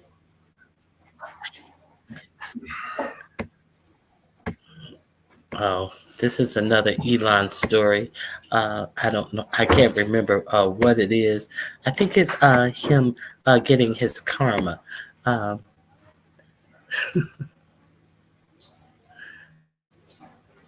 Yes, it's Elon Musk gets instant karma as Trump tariff screws him. Oh, yeah, the big payback. That's why it's under the description box under the big payback. Let's see what karma he's meeting with the tariffs. Elon Musk meet karma. Karma meet Elon Musk. Elon Musk is now getting the karma he deserves. It always comes for you when, after destroying our federal government in a hostile takeover he did with Donald Trump gleefully, as Rolling Stones aptly put it in a recent headline, laughing as he calls Social Security a Ponzi scheme. Now, Elon Musk's biggest foreign market, China, is saying bye-bye, Elon. China has placed 125% retaliatory tariffs against the United States in response to Trump placing 145% tariffs on China. China called Trump's levies against China laughable. China continues to mock the United States for Trump's reckless tariff regime. And now Elon Musk finds himself unable to sell Teslas to essentially his biggest market outside of the US. Also, Europe boycotting Teslas. The amount of Teslas being sold in Europe, fractions of what it once was. Similarly, here in the United States, we're seeing a massive drop in Tesla sales. And of course, you all know about the Tesla protests, which seem to get bigger every single weekend. Let's take a look at what's going over here. As Fortune puts it, Trump tariffs backfire on Elon Musk as Tesla pulls U.S.-built models from China. Tesla has stopped taking orders for the Model S and Model X in China, which now face retaliatory tariffs in the amount of 125% on import duties levied by Beijing. So the local customers are only able to choose from new cars still in inventory. Know which company is doing really good right now? The Chinese electric vehicle company BYD.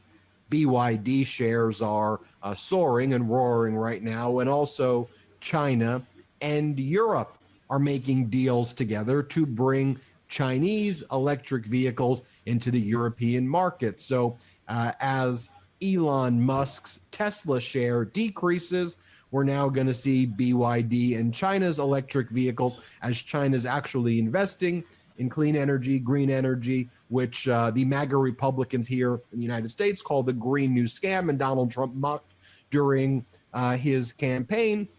Now the chickens have come home to roost, Donald and Elon Musk, with what's going on here. Now, Elon Musk apparently was begging the Trump regime not to do these tariffs on China and elsewhere, which the Trump regime did not listen to. Also, we're seeing other members of the Trump cabinet seem to turn against Elon Musk. They're also leaking out how annoying they think Elon is, how they despise him, and how they just want him out, and that he's just a very annoying person. Let me share this clip with you where Elon Musk says that he hopes the U.S. and Europe move to a zero tariff situation. Okay, we've already seen that clip. I don't know what this. Go over there and check this video out. We saw Elon whining. Let me see. Hey there, you're listening to State of This Survival idiot Radio. Navarro. What is he talking about? Hold on. Let's see what the idiot Navarro is talking about.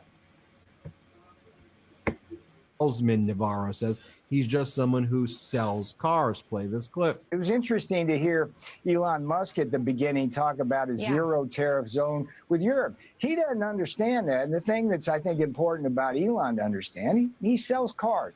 That's what he does. And if you look, for example, at the Tesla factories in Texas, they're assembly plants, and they get a lot of their content from China, Mexico, Japan, and Taiwan and elsewhere. So then Elon Musk responded by calling Navarro a moron. Navarro is truly a moron. What he says here is demonstrably false. Tesla has the most American-made cars. Navarro is dumber than a sack of bricks by any definition whatsoever. Tesla is the most vertically integrated auto manufacturer in America with the highest percentage of U.S. content. Navarro should ask the fake expert he invented, Ron Vera, and then Elon Musk started calling Peter Navarro Peter R word repeatedly over and over again. This is from that Rolling Stones article that I referenced before, which was basically titled Inside Elon Musk's Gleeful Destruction of the Government. Here's what it says. It says the following, quote, I have been in the same room with Elon, and he always tries to be funny, and he's not funny, like at all, says a senior Trump administration official. Quote, he makes these jokes and a little asides and smiles and then looks almost hurt if you don't lap up his humor. I keep using the word annoying. A lot of people who have to deal with him do, but the word doesn't do the situation justice. Elon just thinks he's smarter than everyone else in the room and acts like it, even when it's clear he doesn't know what he's talking about. Musk has not. Yeah, I bet you laugh. I bet you he looks and he's not funny, and I bet you laugh. I bet you do a fake laugh, and that's why he continues to do the things he does. At the patience of an array of high-ranking administration officials, to the point that, according to this official and two others, Trump lieutenants have walked out of meetings and earnestly asked one another if they thought Musk was high. Administration officials joked to one another. Well, if you're wondering if he's high, why don't you have him do drug tests like every other government worker? You know he's high. If you're wondering if he's high, it's because you know he's high. Well, I'm pretty sure you guys know when Hexel is in there slosh. We've seen him sitting there with his head down, looking like he is if he ain't. Let's continue. About subjecting Musk to mandatory drug testing, which Musk himself said would be a great idea for federal employees. A lawyer for Musk has said that he's regularly and randomly drug tested at SpaceX and has never found. We're not talking about SpaceX. That's his company. They can tell us anything. We're talking about his government work. The test, quote, Talking to the guy is sometimes like listening to a really rusty nail on a chalkboard, says the senior Trump administration official, who adds that Musk is not much of a team player either. He's just the most irritating person I've ever had to deal with, and that is saying something, especially someone. He's a narcissist. What, you're surprised that he's not a team player? Okay. The rest of the video, you can check it out in my description box. Hey, Madam Scorpio, it's good to see you. Those idiots are trying to ruin and change the country. Yes, they are. Now, let's talk about RFK. So we know that the measles outbreak has killed his second child. RFK attended the funeral. RFK. Hold on. And now we heard him in his confirmation hearing. Let's talk about RFK.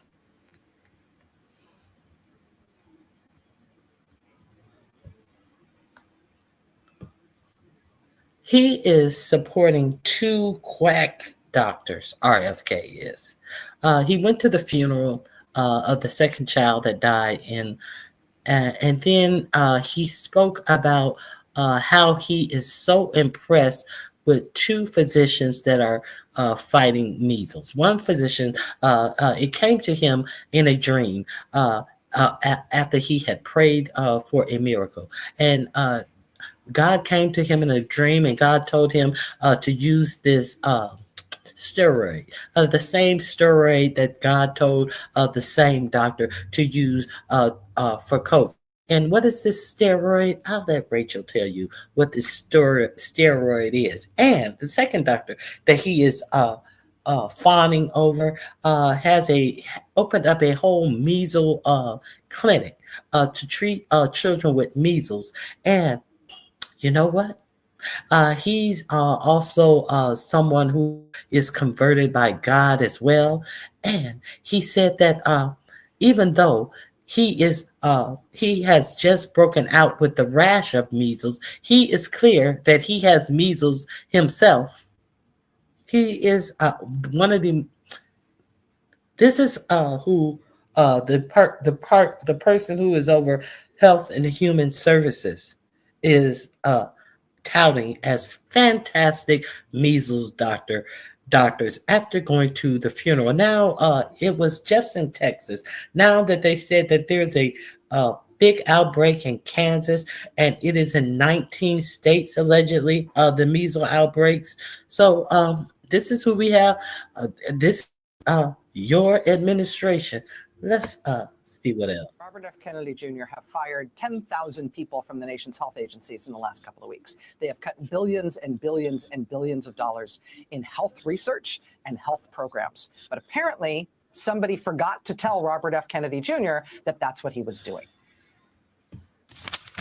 You propose more than $11 billion in cuts to local and state programs addressing like infectious disease, mental health, addiction, and childhood vaccination. Did you personally approve those cuts? I'm not familiar with those cuts. We'd have to go. We'd have to go. There's like more than 50. So you did the cuts, but you're not familiar with the cuts. But it's already been said that Elon Musk was one who cut your staff. So that's why you're not familiar. I had to go back and I'll look at it. That's you said that about every goddamn thing about something you don't know about, which is everything in health and human services. Let's be clear. So we'd have to go. We'd have to go. There's like more than 50 pages of cuts that I actually went through. The cuts were mainly DEI cuts, which the president. There were a lot, but I'll give you, for example, about $750,000. The cuts were mainly DEI cuts that the president said I had to do. So if the president said that you have to do DEI tests, and the only person who is studying a specific area of measles is Black, they must be fired. If the only person in these critical areas are Black people, That makes them the area no longer critical because a black person has the position. That's what he's saying. It doesn't matter. Trump said that I have to fire all the black people. That's the only thing that is saying to me. What is it saying to you? Hey, Nappy Child, Grand Rising. It's good to see you here. He tried to say, oh no, those were DEI, 50 pages of stuff.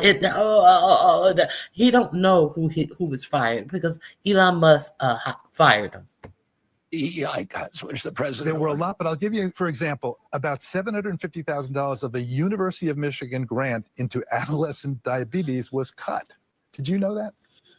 I didn't know that, and that's something that we'll look at. I didn't know that. That's something we will look at, and not something we will reinstate. That's something you're looking at it right now. As far as you're looking at it, is being informed by this reporter that you cut children diabetes. That's as far as you're gonna look at it, and you're gonna go on to your Chaba. I'm not familiar with those cuts. Those cuts are mainly DEI cuts. We cut infectious disease and mental health and addiction. That sounds like a terrible idea. We cut adolescent diabetes stuff? Well, that's something that we'll look at. I thought these were all DEI cuts. It Hold is on, let me get incredible through it. how many things you wrote about, things that were undeniably even. Hold on.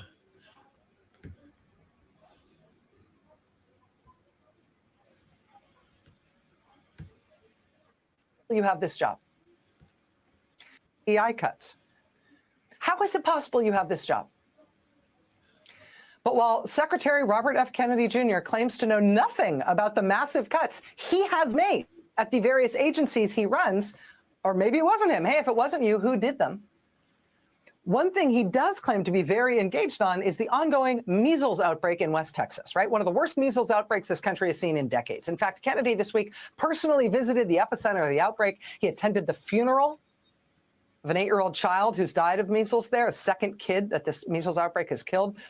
Kennedy then posted to social media photos of him visiting with the families who lost children to the measles, as well as 2 of the doctors who had been treating them. He called those doctors, quote, extraordinary healers. He claimed they had, quote, treated and healed some 300 measles-stricken children using steroids and an antibiotic. One of those doctors had touted the same steroid as a cure for COVID-19. He said he had realized the steroid's life-saving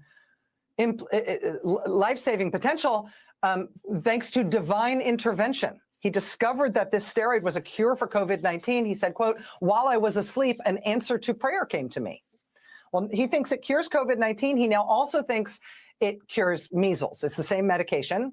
I don't know if it was the same dream or whatever, but it's basically an asthma inhaler that he says cures COVID and cures measles. And not to state the obvious, but asthma inhalers do not cure COVID-19 or the measles. Dr. Paul Offit is director of the Vaccine Education Center at Children's Hospital of Philadelphia. He tells NBC News that, in fact, steroids should not be given early in the course of a viral infection like measles because steroids inhibit the immune system. Quote, that's not what you want to do. Your immune system works for you to fight measles.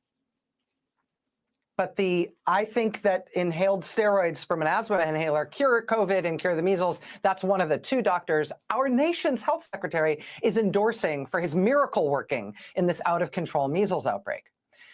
The other doctor he's endorsing is a sort of rising star in the anti-vaccine movement who says mass infection with measles of the kind that we're seeing in this out-of-control outbreak in Texas is, quote, God's version of measles immunization. From an NBC News report this week, quote, Dr. Ben Edwards, a conventionally trained doctor who has shifted to promoting natural remedies and prayer, has been operating a makeshift clinic in Seminole, Texas, offering children unproven treatments, including, according to a video posted by an anti-vaccine group, quote, while he himself said he was sick with measles. So I know I've just said the word measles a lot, but just focus in on this for a second. What I'm saying here is actually what you think you heard. This is a doctor who advises against the measles vaccine and who is promoting these quack treatments. There is no treatment for measles, right? There's supportive care so that you hopefully don't die from it, but there's no cure for measles. Antibiotics and steroids aren't a cure for measles. But he's saying they're not promoting vaccination, instead promoting these quack treatments. And he is treating patients in this largely unvaccinated community in Texas. And he is doing so while he himself has the measles. Activists from RFK Jr.'s anti-vaccine group, the one that he founded, went to this doctor's makeshift clinic in the middle of this measles outbreak, and standing there in his clinic where he was seeing patients and their families, he told them on camera that he himself was in the midst of a measles infection. How are you feeling? Touching measles yourself? Yeah, I was pretty achy yesterday. Yeah. Did you ever not have measles as a child? No, I had MMR. How many MMRs do you have? I'd have to go back and look. But a few. Yeah. That doesn't work then, does it? No, apparently not. Just wear off. But you're feeling all right? Today I'm better, yeah. You just spots here or on your body as well? Just my face. Yeah. They came yesterday afternoon. I was achy.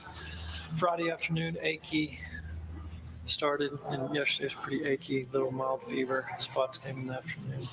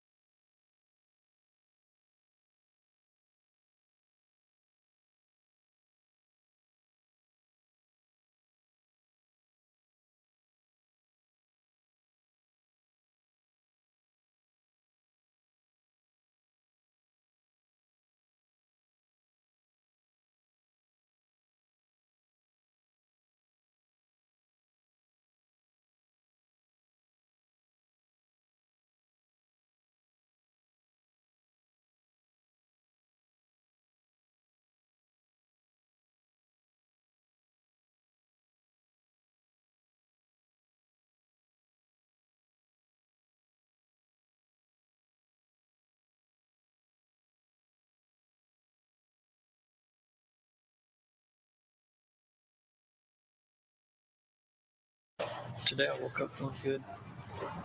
So, mild case. You're an amazing human being, you know that? You should know that. Thank God for you. I know. We don't want to keep you up with your people. I'm just doing what any doctor should be doing. Just doing what any doctor should be doing. Again, that's a video from RFK Jr.'s anti-vaccine group that he founded.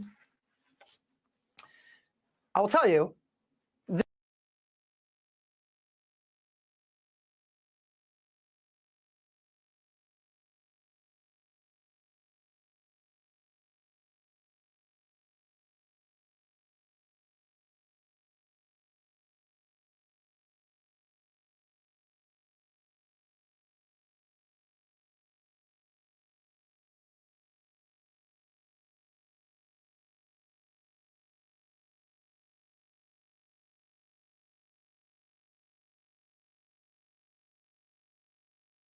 this is what the CDC says about the contagiousness of measles. The CDC is an agency now run by RFK Jr. But if you ask them, what about the contagiousness of measles? They will tell you, quote, if you have measles, up to 90% of the people close to you who are not immune will also become infected. You can spread measles to others from 4 days before through 4 days after the rash appears. So there is this doctor in Texas who has active measles infection, who has spots on his face. He has just come down with a rash, he says, the day before. He is asking people in this highly unvaccinated community to bring themselves and their family members in to see him while he himself has just sprung his own measles rash. So you've got a guy who is basically a drinking fountain of measles in that very vulnerable community that is at the center of that outbreak. Dr. Edwards declined comment to NBC. He declined comment to NBC. Of course, RFK's own anti-vaccination little get together. That is the best person he found to have measles, to be treating measles. Oh, you're so fantastic. Oh, this, oh, that. Who actually can't figure out when the last time he had a measles shot. Who said that surely I had one. I've had more than one. That's what he said. And why would you have more? And well, when was the last time you had? I don't know. I'll have to look that up. Measles shots do dissipate in the body after, I think it's 30 years for measles. Okay, so he got to look to see when he had his last one. He looks like he is keen to have any vaccination shot. Those old vaccination shots. It seems like he would. I could hear him saying he's having his second one now, because that looks like he's in the age range to have a second one now. But it doesn't look like he even had the second one, because he actually has measles. But he wants us to believe that he's had several measles shots. You're not 80 or 90. Surely you don't need several measles shots. And you got measles now, but you want us to believe that you had several measles shots. And what did he say? It don't work. He said it doesn't work. The vaccination doesn't work. That's what he said as he's sitting up there with all them blotches on his face, treating undocumented people, kind of like they treated the Indians with smallpox, because it doesn't matter if they catch it. And just more herd immunity. That's what they believe in, herd immunity. But what about the funeral that JFK went to, RFK went to? What about that? Oh, nothing. And this is who's over our Health and Human Services, CDC, NIH, all of these medical services that are firing people who are studying a whole lot of illnesses that he don't even know that they are fired. Because who's firing these people? Elon Musk. That's what I said. I apologize. ABC News. But our nation's new Health and Human Services Secretary, he says that Texas doctor, those two Texas doctors are, quote, extraordinary healers.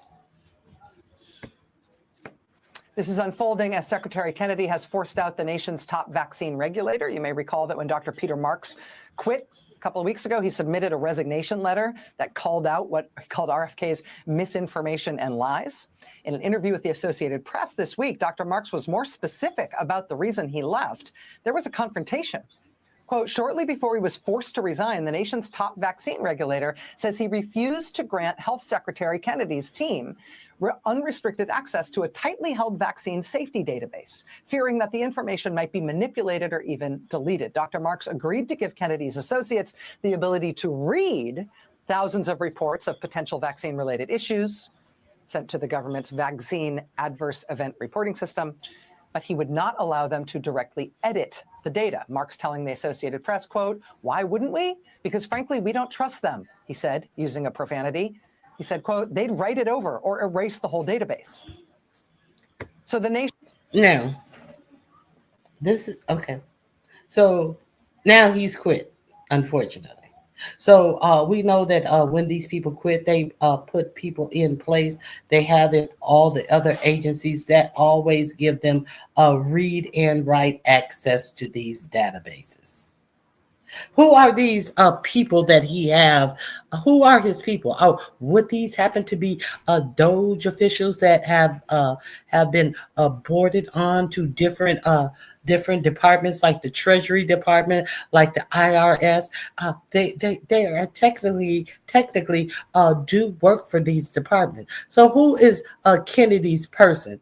And he don't even know what's going on in this motherfucking agency. And he calling anti-vaxxers, vaxxers, the most extraordinary doctors who are treating this measles outbreak in Texas. So who is his inside guy person who want to look at all of these vaccines that man was so scared that he said he thought that they would erase the information or change it? So let's hear from him himself. I just so happen to have him himself. You can hear from this doctor people who can be bought. Yes, it is some scary-ish. Hey, Happy Life, grand rising to you as well. Okay, so that link is in, all of these links are in my description box. I'm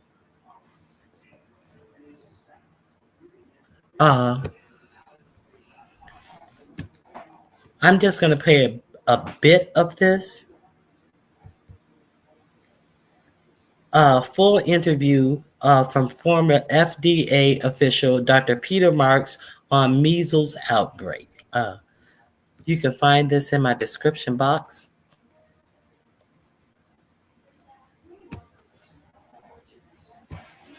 We are joined by Dr. Peter Marks, who recently resigned as the FDA's top vaccine regulator. Welcome to Face the Nation. Thanks so much for having me today. I want to talk to you about a number of things, but let's talk about one of the most immediate problems, and that is this measles outbreak. The CDC has now recommended additional measles shots for people traveling within the U.S., specifically to the states of Kansas and Texas, due to record outbreaks. The guidance wasn't on the website, but it was told to local authorities. What do you make of that public health guidance? What I make of that is that we have enough spread of measles and some. Now, why wasn't it? Let me make sure my mic. And why wasn't it on the website?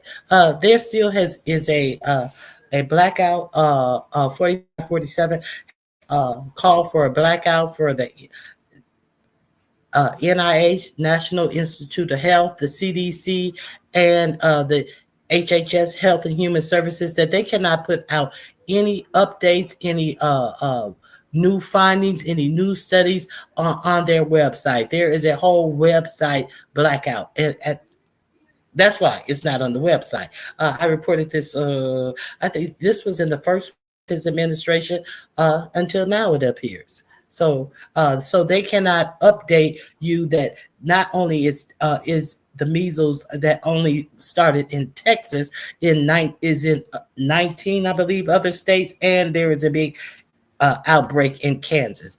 You can't go on any of our the data. You can't go on any website that reports to talk about the health issues in the United States and find any new information per 4547. Uncertainty in people's vaccination status, that they're trying to make sure that people are as protected as they can be. Some people who were vaccinated, for instance, for a period in the early 60s, they may not be fully vaccinated in the extent that the vaccine was not as good back then. Sometimes we ask them to get revaccinated. And additionally, some people don't know their vaccination status. So better to be safe than to put yourself at risk, because it is it's one of the safer vaccines that we have. In fact, it is possibly characterized as among the safest vaccines that we have. The MMR vaccine. The MMR vaccine. So you just said something interesting. You said the composition of the shot was different years ago, the quality of it. It was, right. Well, it was the quality of the shot that was being given, the potency, that's the strength of it. For a period of time, for a few years in the early 60s, was such that they're generally people in the period between about 1957 and 1967, if they got vaccinated against measles, they may want to ask their doctor if they should be revaccinated. Okay.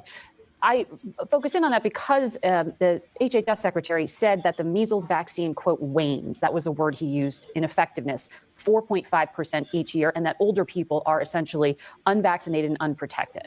That's slightly different from what you're saying. Is what he characterized correct? Because it does sound like you're saying older Americans might want to look into this. Older Americans. So first of all, if you're born before 1957, it's unlikely that you have to worry about this because you almost certainly had the measles like I did. I wasn't born before 1957, but I had the measles just the same. Okay. But if you're born before 1957, we don't worry about measles vaccination because it's assumed that people had the measles, and natural measles infection gives one pretty robust lifetime immunity. There's a period between 1957, 1967. Some people say 1963, but to be generous, we'll say 1967, when if you got the measles vaccine, you might want to check with your doctor. And then since that time, though, the newer version of the measles vaccine, as long as you've had 2 doses of that vaccine, it's generally considered to provide lifetime protection. And we don't generally see people later in life getting measles. I mean, it's true. There are people who have immunocompromising conditions that may need to be revaccinated later in life. But in general, if you've had 2 doses of the measles vaccine, one doesn't need to get revaccinated. 2 doses, it's not wearing off, is what you're saying. Well, it's not waning. It's not. So let's be clear. Many vaccines, the protection wanes over time, but there's a threshold effect. And as long as you're above that threshold in terms of protection, you're safe. And so by and large, when people have had 2 doses of the existing MMR vaccine that's used in the United States, they maintain, for all intents and purposes, lifetime immunity against measles. Okay. Okay, so let me make sure my mic is on. Let's be clear. Hey, youngest Grand Rising, that RFK doctor said that he had several measles shots, and so that lets you know that you were hearing absolute bullshit. Even if you know anything about the measles, that simple thing that it lasted up to 25 or 30 years, and if you got a second one, you ain't need no other one. Why would you even need a second one at his age anyway? At his age would be I already said it. I'm repeating myself. I'm sounding like Jay Wilson. So there you got it from the guy who did not trust them to view all of their vaccine information. This is the man who did not trust them. Secretary Kennedy spoke to my colleague, Dr. John LaPook, earlier this week following the death of a second unvaccinated child in Texas due to measles. Kennedy reiterated people should get the MMR vaccine. Take a listen. What's the position philosophically of the federal government in terms of public health? The federal government's position, my position is people should get the measles vaccine, but the government should not be mandating. Understand. I've always said. But why is there a but? But the government should not be mandating it. So if you choose not to get the vaccine, you should be able to send your kids to school. Teachers who vaccine may be in the waning status, such as that doctor who has a face full of measles. Okay, so he has a no point. If that's what you recommend, it's period. During my campaign and every public statement I've made, I'm not going to take people's vaccines away from them. What I'm going to do is make sure that we have good science so that people can make an informed choice. You can't make an informed choice who is fired from your agency. You can't even fire the people from your agency. You're going to make sure you make a good informed choice. As you say that one of the best doctors got a face full of measles treating children in a highly unvaccinated part of Texas. Are you kidding me? These people. This is your administration. These are the people who 45, 47 thought were the perfect fit for these. Do you think that they are trying to do their little population control with no medical updates, outbreaks, about outbreaks of any sorts? I'm wondering. So that's what I have on that. Let me see what else is he talking about. Is that a sufficient endorsement? So I'm not going to comment on that, but I'm going to tell you as a public health professional, I'm going to tell you what an endorsement of the measles vaccine sounds like right now. If you can hear my voice right now and you have a child that is unvaccinated against measles, we have measles spreading in this country very significantly.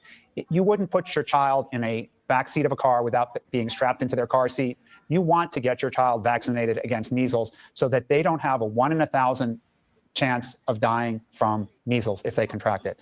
There's no reason to put your child at that risk because the vaccine does not cause death. It does not cause encephalitis, and it does not cause autism. So a vaccine that is safe, yes, occasionally fevers. If you don't keep the fevers down, about 15 in 100,000 will get a convulsion. That happens once, it goes away.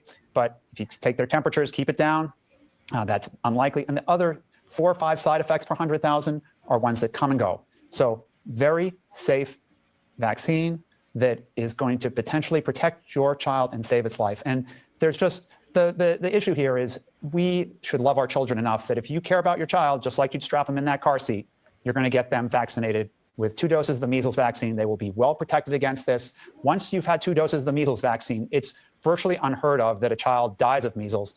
3 or 4% may get the measles, but it's not a life-threatening illness. So it's really important to get vaccinated. Get your child vaccinated. If you need to, you have questions, ask your pediatrician, ask your healthcare provider. If you have religious objections or issues, go to your clergy member because most major religions actually understand how important vaccination is, and they will go ahead and tell you that it's okay to get vaccinated. So that's... We live in a godless society. If they have a religious, if they are offended religiously, ask them all the other things that they do that is against their religion.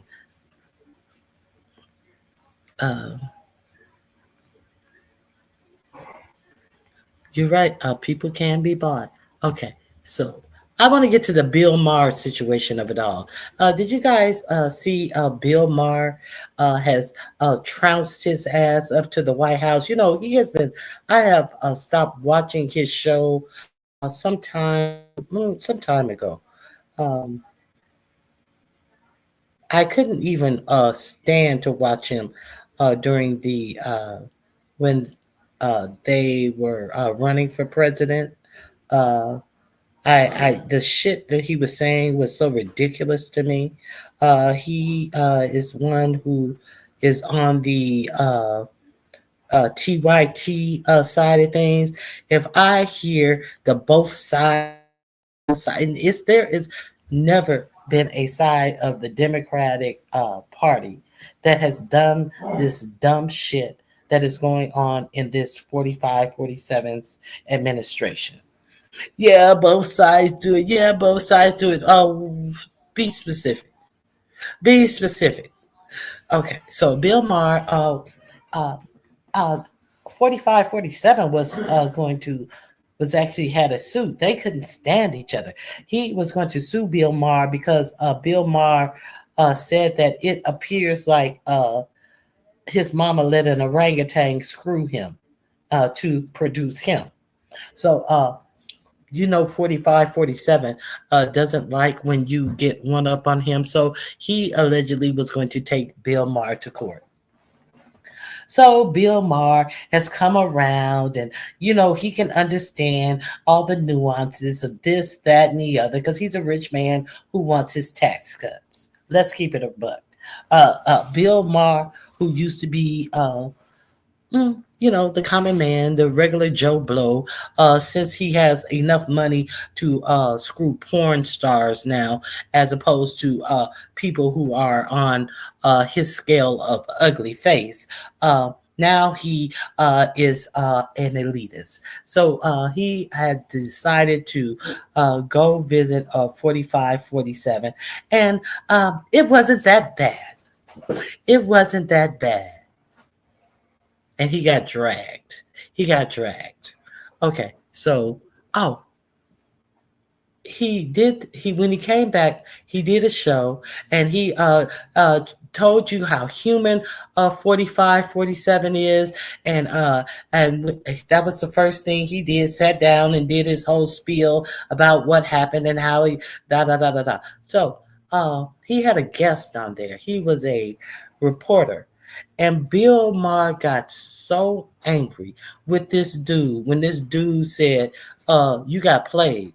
And he's like, you don't know me, and you're like one of the people who you don't want us to have conversations. You some of you liberals, y'all don't want us to have conversations. What are you going to converse about? What is there to talk about when these people are so outlandish? What is the conversation about? You have your view, and you see these Republicans have absolutely no shame. So what are you conversing about?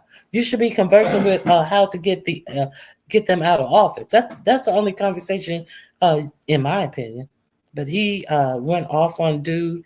He said, of course he was going to act dignified, and of course he was going to try to win you over because he knows that you have a big show. So if you came out there and said something derogatory about him, he said you just got played. And Bill Maher, I don't even know you. That motherfucker, he on your show. You invited him to your show. But Bill Maher got all in his feelings. Let me present a little bit of this so you can check it out. Did you guys know about the Bill Maher? Do you guys still watch Bill Maher?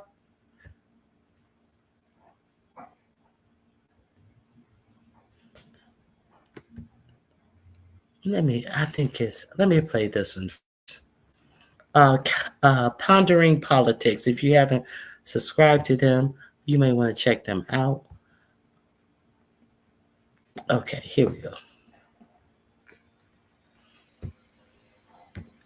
Real time with Bill Maher. Maher took about 12 to 13 minutes to tell his audience and the American people about a recent, highly controversial, and highly scrutinized dinner that he had with Donald Trump at the White House.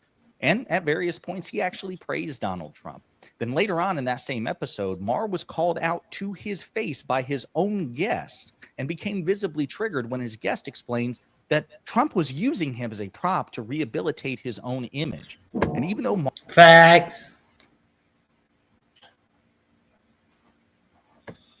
was triggered, the live audience and the audience on Maher's own YouTube page seemed to agree that Maher screwed up.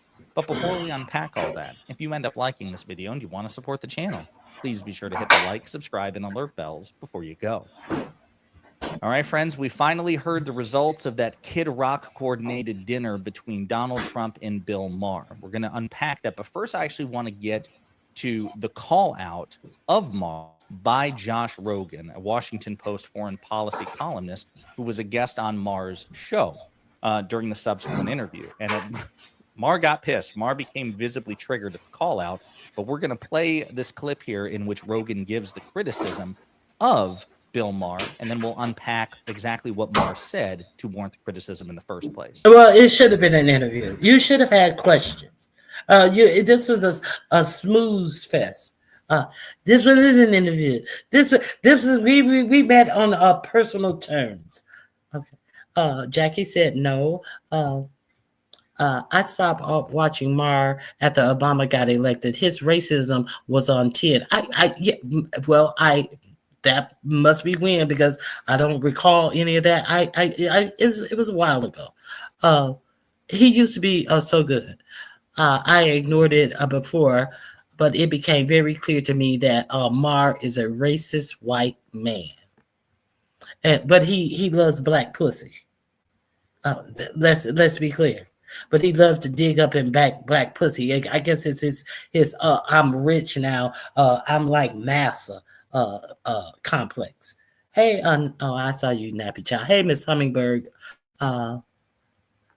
So that's when he snapped. He couldn't take the actual facts. So let me see if there's a little more of this. Watch this fridge test for fake. And we see that his audience agrees. They seem like, wait a minute. Let me see if we get a full-throated clap.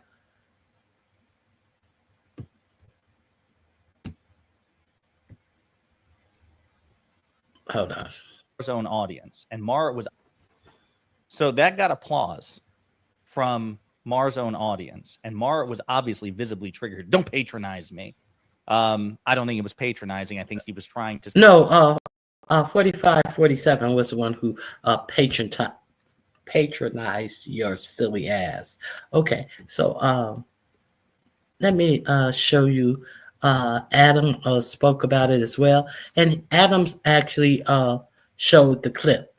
I want you to hear this ignorant motherfucker talk about, oh, well, he wasn't like this. Oh, well, he was human. Oh, well, no. Oh, you were a sucker. Okay, so. And then I'm going to let you read. And what's so curious about it, I went over to his actual page. Now, he is going to show, he didn't show any of that clip where that dude challenged him. He doesn't show the whole show. He takes little clips of the show. Now, he didn't show any of that clip where he was challenged, but he showed his whole intro and his story and why I feel this way section of the story.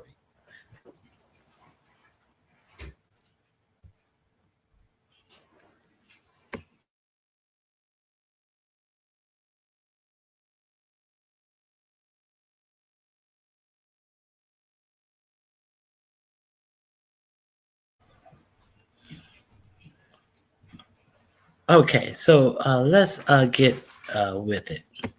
All right, now this is going to be interesting. I want to react to Bill Maher's monologue from last night where he recalls in detail his private dinner with the President of the United States. And disappointingly, it's like Bill Maher fell for Trump's PR stunt or his PR trap, if you want to call it that, because I haven't seen this full monologue yet. But from what I've seen, Bill Maher says that Trump was surprisingly charismatic and surprisingly self-aware in a one-on-one setting. And none of that is surprising. We know, it is well known that Trump can be charismatic when you're talking to him one-on-one, and he spent his entire life having cozy dinners with politicians and rich people and media figures. So the fact that he got along with a millionaire, someone who's worth $200 million and is a famous comedian, is not very surprising. It is all a part of a con, because while Trump is cozying up to Bill Maher and vice versa, he's actively destroying the country and deporting people with no due process and taking trillions of dollars off of the stock market. And Bill Maher knows this as well. So honestly, I want to take a nuanced position. I don't even think Bill Maher is MAGA. I'm not going to say Bill Maher is bending the knee, but I think Bill Maher kind of fell for Trump's PR stunt. And you can see it on his show. You can kind of see the moment that Bill Maher falls for Trump's trap. So let's break this down. YouTube will likely demonetize this video and suppress it because this is copyrighted content. So I'm going to turn off any ads. Make sure you drop a like and drop some blue hearts to help boost it despite YouTube. Let's check this out. And now for what I know you've all been waiting for, I'd like to give you my book report on...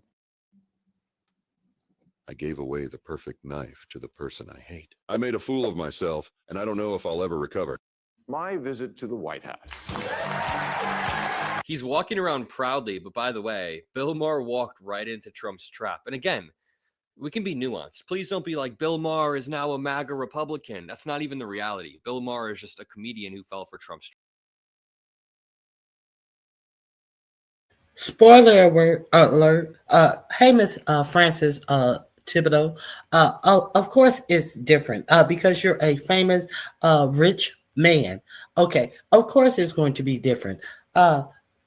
Do you think that just because he treated you as an individual differently, that you are not supposed to understand and how he is treating the vast amount of the United States citizens?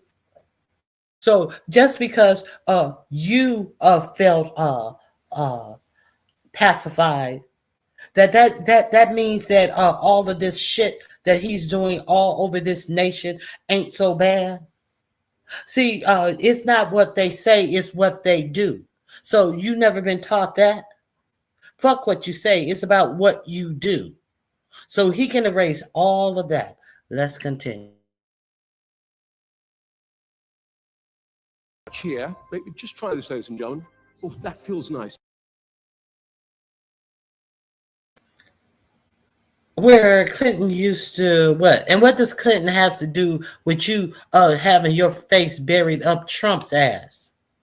Now it's not good enough for you to if you libs, and you have to remind us about Clinton. So where did 40, 45, 47, he first, we know that he first banged Melania in the what is that called? The air Jeffrey Epstein's aircraft called the Long Island Lolita or some shit like that. Talk about who you're talking about. Clinton ain't got nothing to do with this story.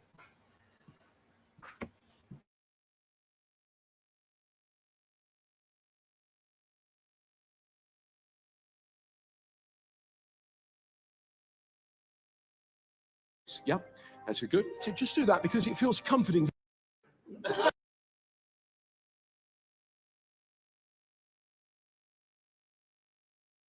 Off the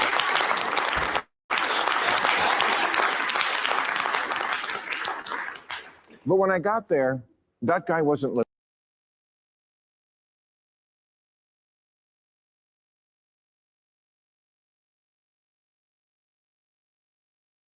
I don't know what the tweet said. The Truth Social, you can't call it a tweet. I don't know what it said. Hey, Angela T. White.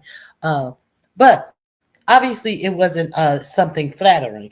But you're what a way to welcome someone to your house. He insulted you, and the best that you have to offer is what a way to welcome someone to your house. Maher is so smug and pretentious, but he folds when someone, a panelist, checked him to his face.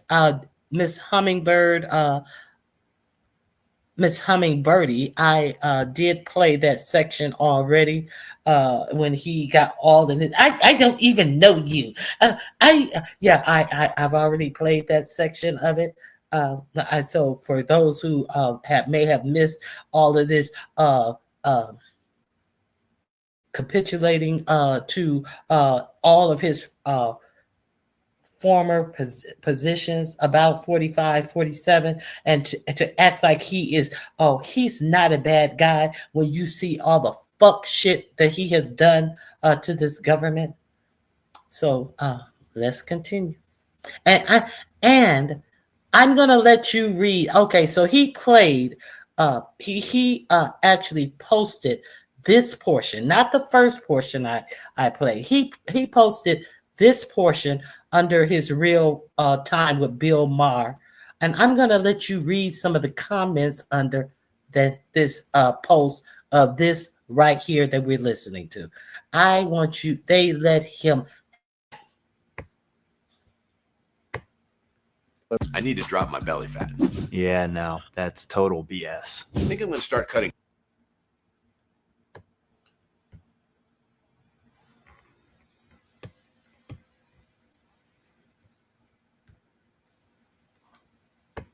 Of dogs. That's what that is.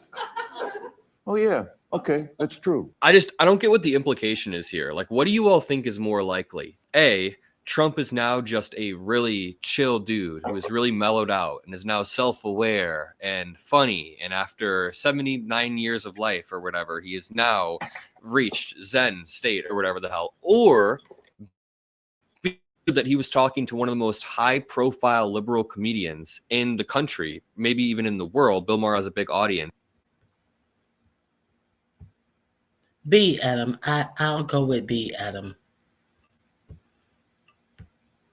And he understood that if he could just play it a little bit cool and be chill, Bill Maher would very likely recall this exact experience 2 weeks later. So if Trump just plays a little bit of the long game and maybe doesn't throw a tantrum, then he'll be chill. But you just have to remember, basically the day after Bill Maher left the White House, Trump signed vindictive executive orders against Vindman and other specific people. Trump has signed specific executive orders targeting specific politicians.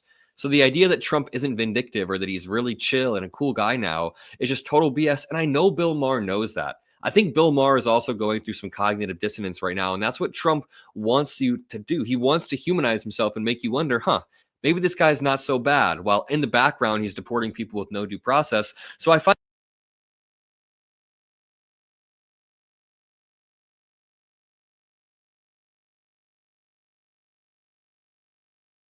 Miss Hummingbirdie, that is exactly what this young guy was able to understand and to see. That's exactly what he said. And that's exactly what I saw. I was just like, I wasn't even disappointed because I was over Bill Maher quite a while ago. Hey, detach myself. Okay.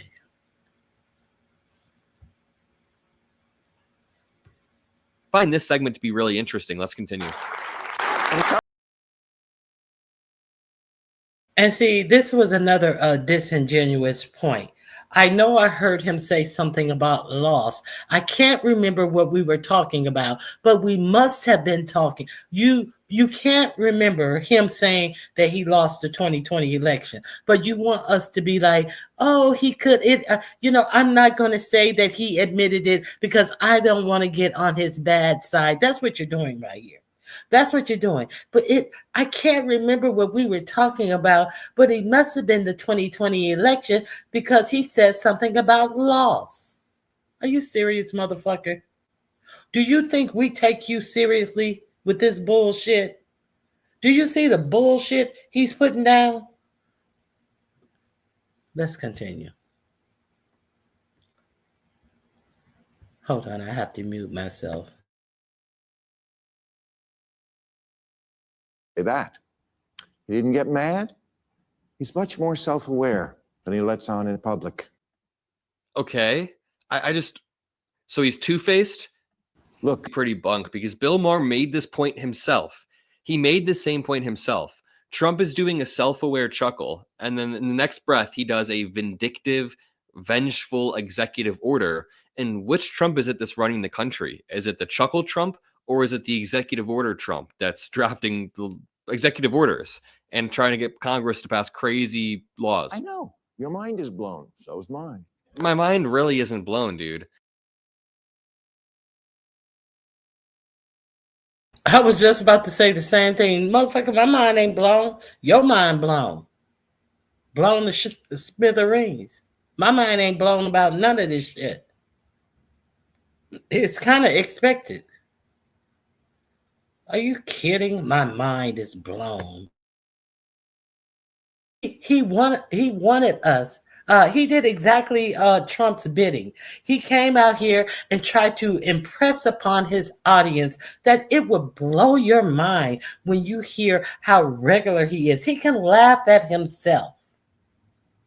But what he's doing to this nation is not funny.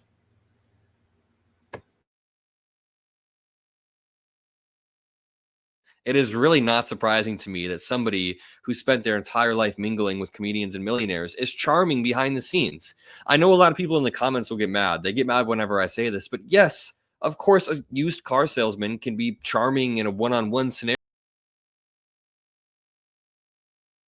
Okay. He's asking him his opinion about, hey, Sassy, the nuclear situation in Iran. I think you're smart. Are you serious? Are you serious right now? Are you really taking yourself seriously right now, Bill Maher? What did you have to add about the nuclear situation in Iran, other than he fucked up the agreement and now he wants to get the same agreement back? I think he was right on this, as a matter of fact, come to think of it.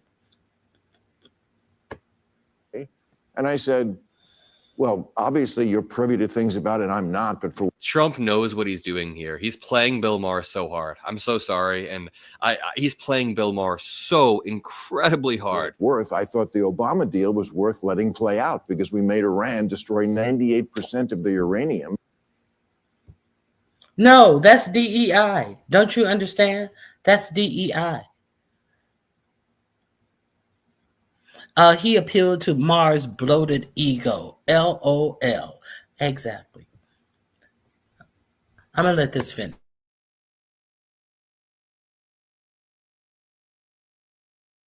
And they were 15 years away from a bomb. And then I said to him, but we got rid of that. You got rid of that. Watch what nuts do to our body. Certain protein can.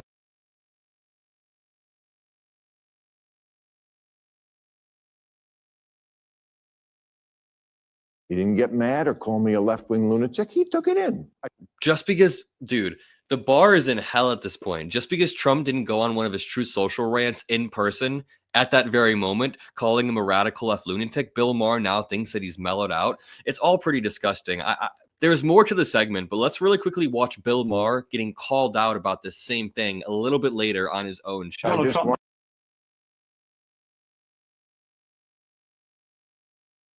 I'm glad I don't have to replay this. I didn't know that Adam had it on his show when the Rogan guy called him out on his own show, and watch him get perturbed. Oh, he was a good guy. He didn't get upset. But you're going to get upset. Why aren't you a good guy? How come you're getting upset, though?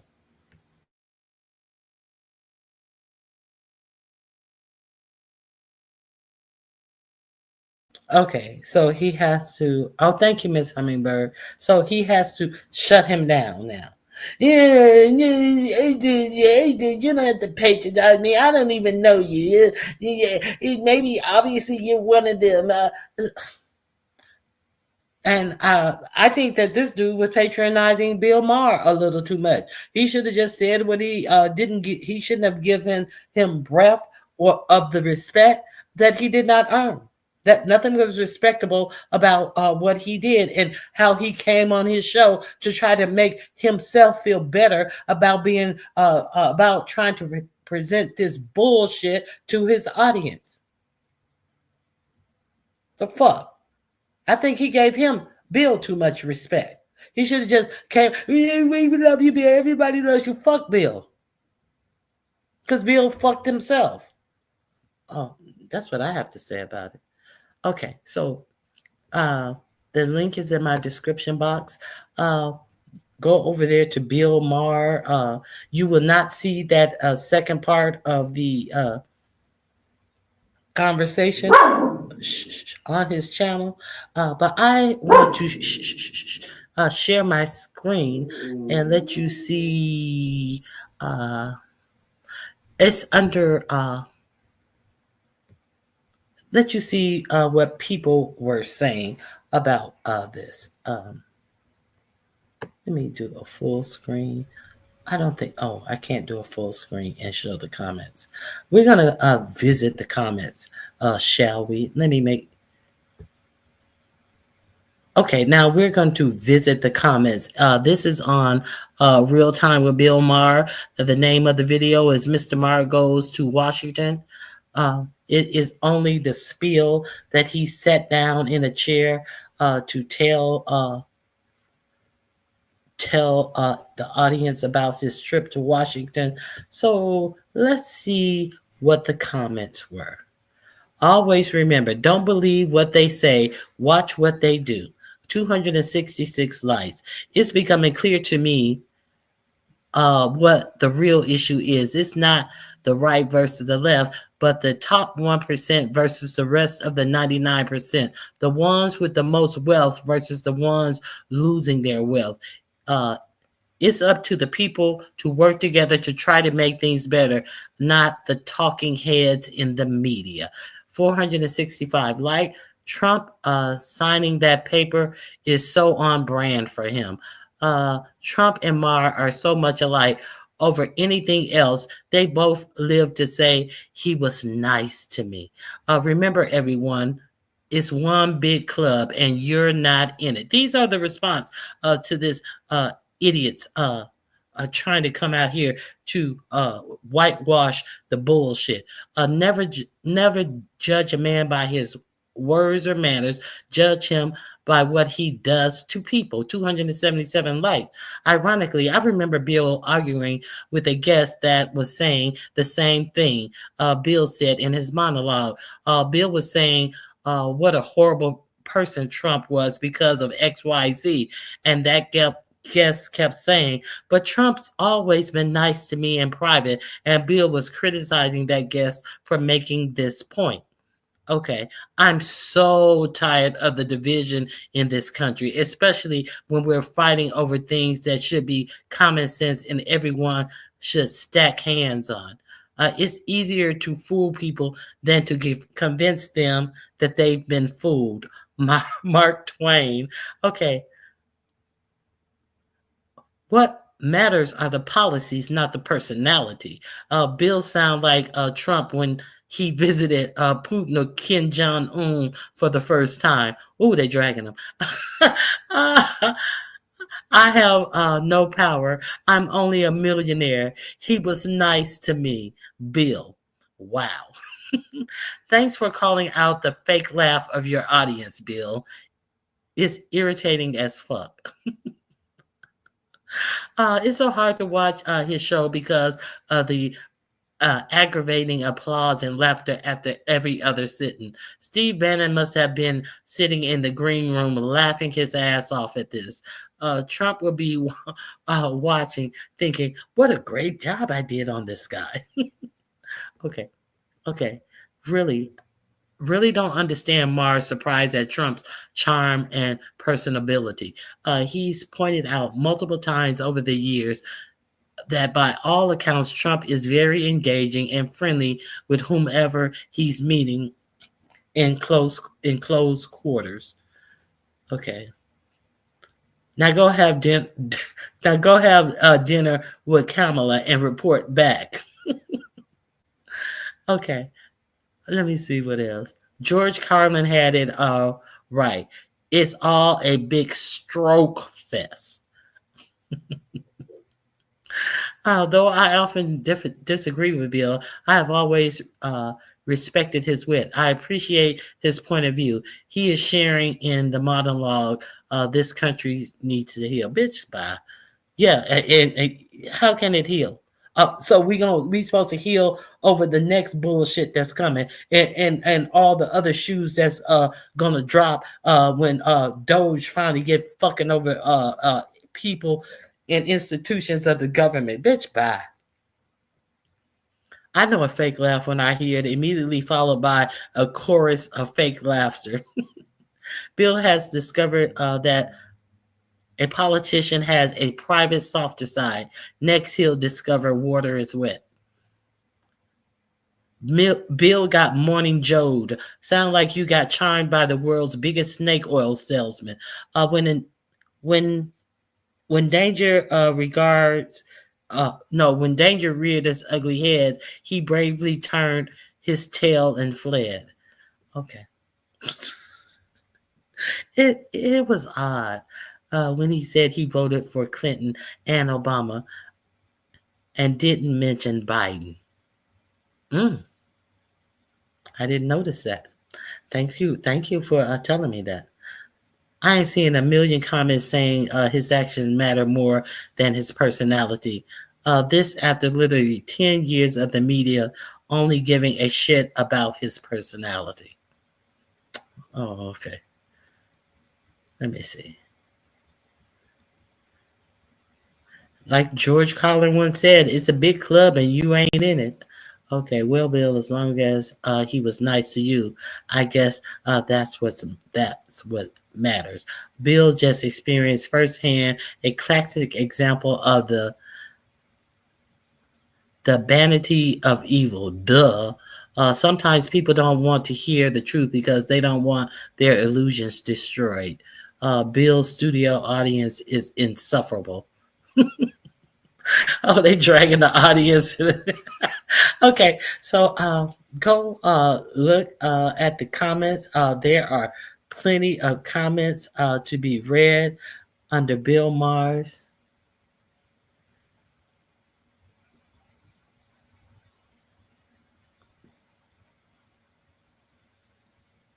Bill Maher thinks that Trump interacted with him as an individual and not as an influencer. Our desire to make things not as bad as they are will be the end of us. Say it. Do we need to applause every 7 seconds?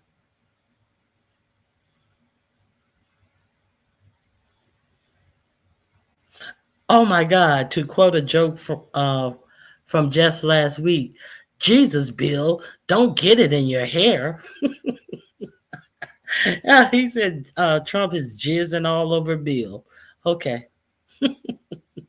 Okay, so what do you guys think? I wanna know.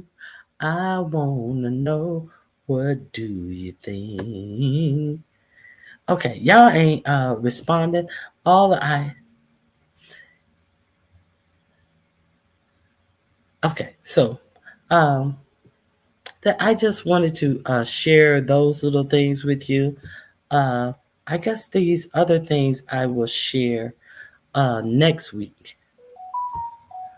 or tomorrow, if not too much is going on. Let me see if there's anything else I want to talk about today.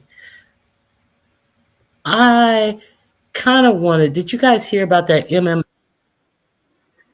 Oh my God. Did you guys hear about that MMA fighter that was choked out? Now, what's important to know about the fighter who was choked out? The fighter who was choked out had said some disgusting things about Nazis being great and Hitler was a good guy. And then his very next fight, he got choked out. What was the name of the fighter by a fight? I don't watch MMA, but Dana White he was actually sitting at the table with Bill Maher and Kid Rock. You know, he's one of Trump's good buddies now. And you also may not know that Dana White is also a part of Meta. He's on the board of Meta. So when this one of his fighters said all of this Hitler shit, Dana White said that, you know, I have no problem with it because, you know, it's freedom of expression. It's freedom of expression. You know, kind of like when Zuckerberg went up to address Congress and said that he was going to pull back on the editing comments and all of this type of stuff. And now all of this racist shit is showing up on Facebook and in Meta. Okay, so let's understand that Dana White is on the board at Meta. So they have no problem with people expressing themselves in that manner. But God forbid somebody, and he said that the Holocaust wasn't real. So we have no problem with people expressing themselves saying millions of Jews didn't get unalived in the Holocaust. However, let some students at Columbia or these other colleges protest for the genocide that is going on, being affected by the Jews. And oh no, they're getting thrown out of the country. So there's, you know, freedom of expression. That's not covered in the Constitution, but freedom of speech is. How weird is that? And that's 4547's good buddy who found it was unnecessary to do anything to this. Gene Silva. Let me I gotta play these clips.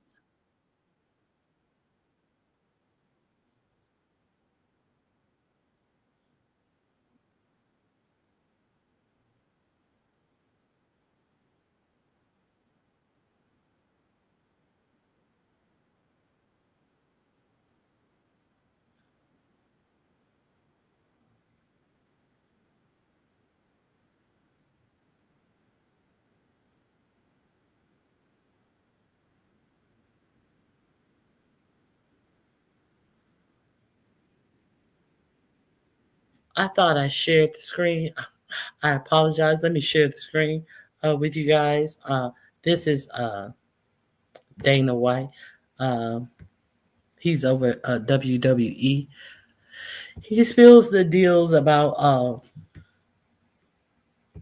the interview. Bill Maher walks into the Oval Office and he's like, there's no way in hell I was showing up without a suit on.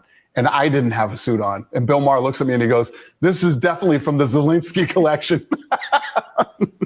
Oh my, that's a pretty good start. It's That's a great a good start. way to It start. was hilarious. It was funny. It was fun. There was a lot of really good and smart conversation that went back and forth between him and the president. And Kid Rock and I just sort of sat there and let those two have their time together. Wow. It was awesome.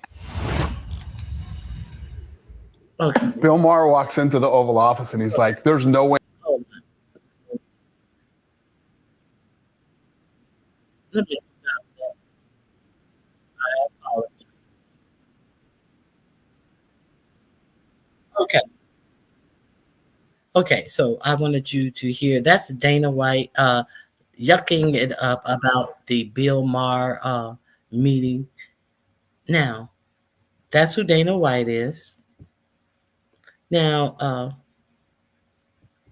there is something else I wanted to show you. Dana White approves. It's under Dana White approves. Okay, so this is an article. Let me present this article.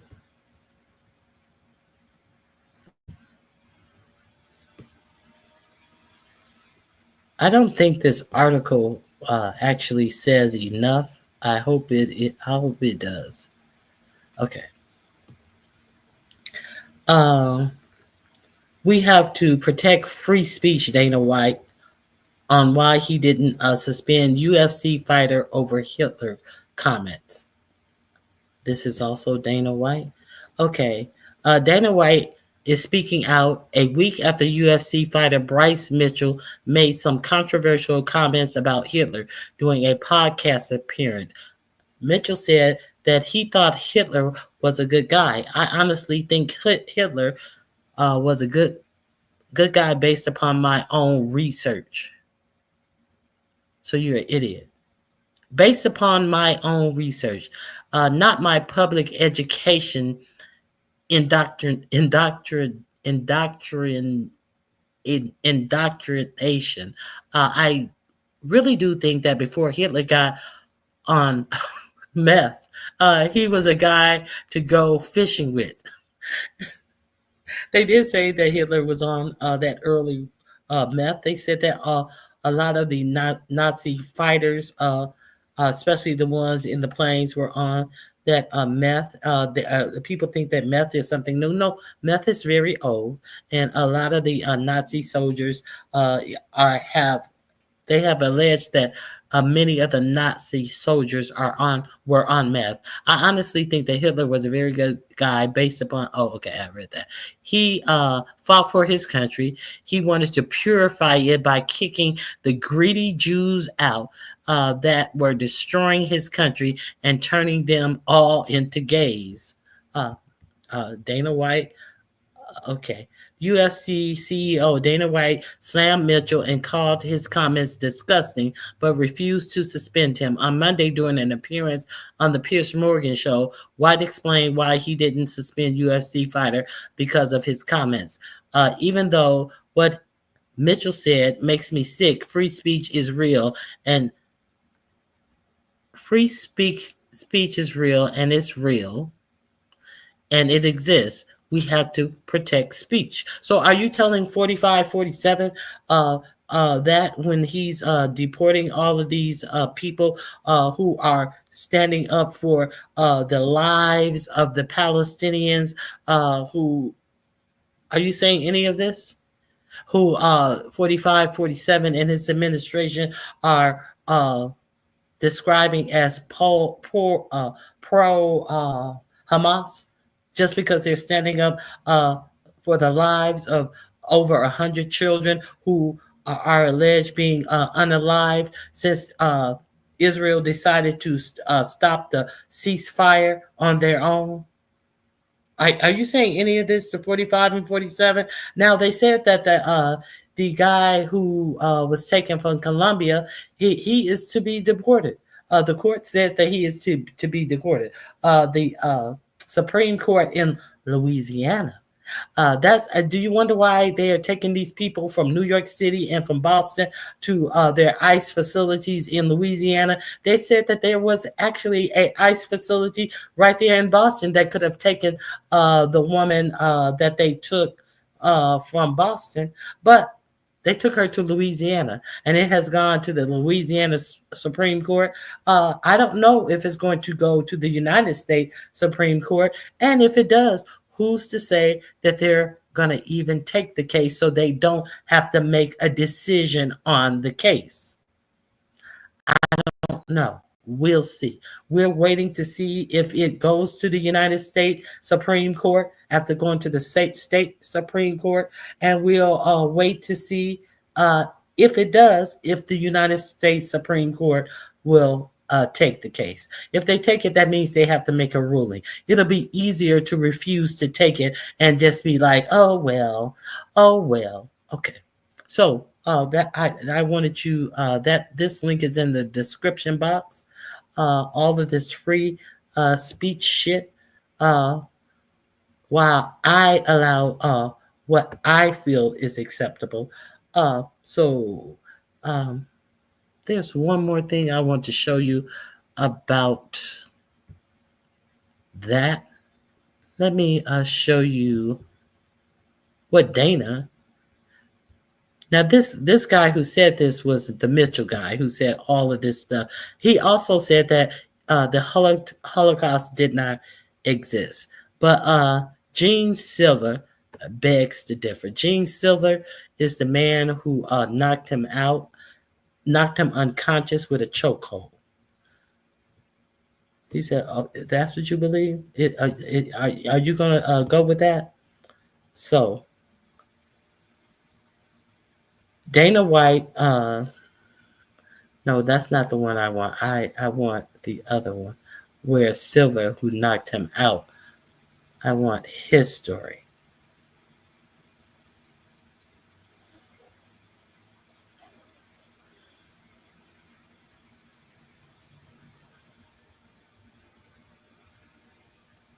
Okay, we're gonna, we'll listen to this one. We'll listen to this one since it's up here. Hold on, let me share my screen with you guys.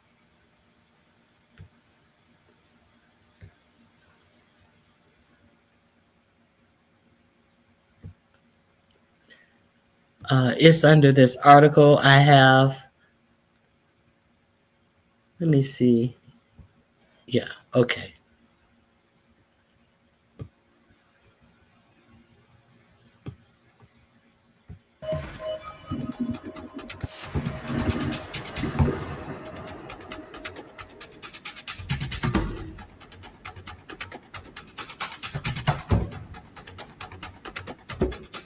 Mitchell, who was 13th in the UFC featherweight division, said that Hitler was a great person and that the Holocaust didn't exist. Hitler, leader of the Nazi Party, led Germany into the World War II with orchestrated Holocaust, which saw the death of 6 million Jews.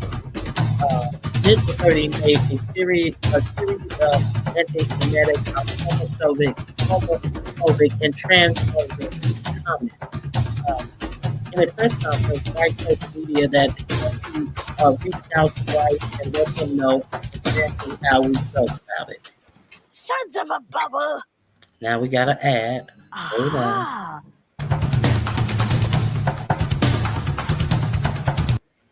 What he said was beyond disgusting. He needs a real education on the facts surrounding Hitler and World War II. Hitler is one of the most disgusting and evil human beings to ever walk the earth, and anyone that even tries to take an opposing position is a moron.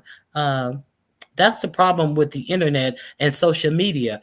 but you are on the board of social media with Meta, and that's the problem. And that's the problem that Mike Zuckerberg said that they are going to stop having talk edited out, hate talk edited out. But when it affects the reputation of where you get your money at, you're gonna pretend as if social media is such a problem. Well, you're on the board of Meta. What are you doing about that social media problem besides collecting money? Okay. That's the problem with the internet and social media. You provide a platform to a lot of dumb and ignorant people, and then you decide not to take the hate speech off of your platform on top of it, when you once were taking the hate speech off. But hey, 47 is in office, so balls to the wall with the hate speech.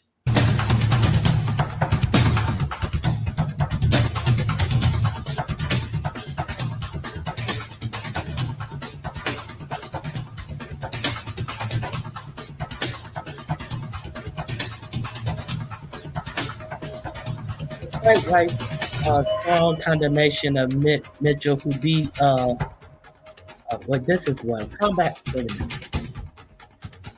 Let me go back. Let me go back a little bit. Because this is the guy who took it. Despite White's strong condemnation, Mitchell beat Tehran by TKO in his last fight in December has faced no further action. Combat sport journalist Ariel Helwani, who is Jewish, expressed his disgust at Mitchell.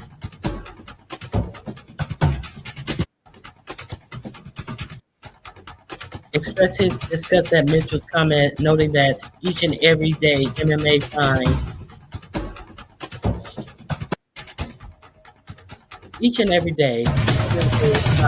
a way to reach a new low. That's what it is.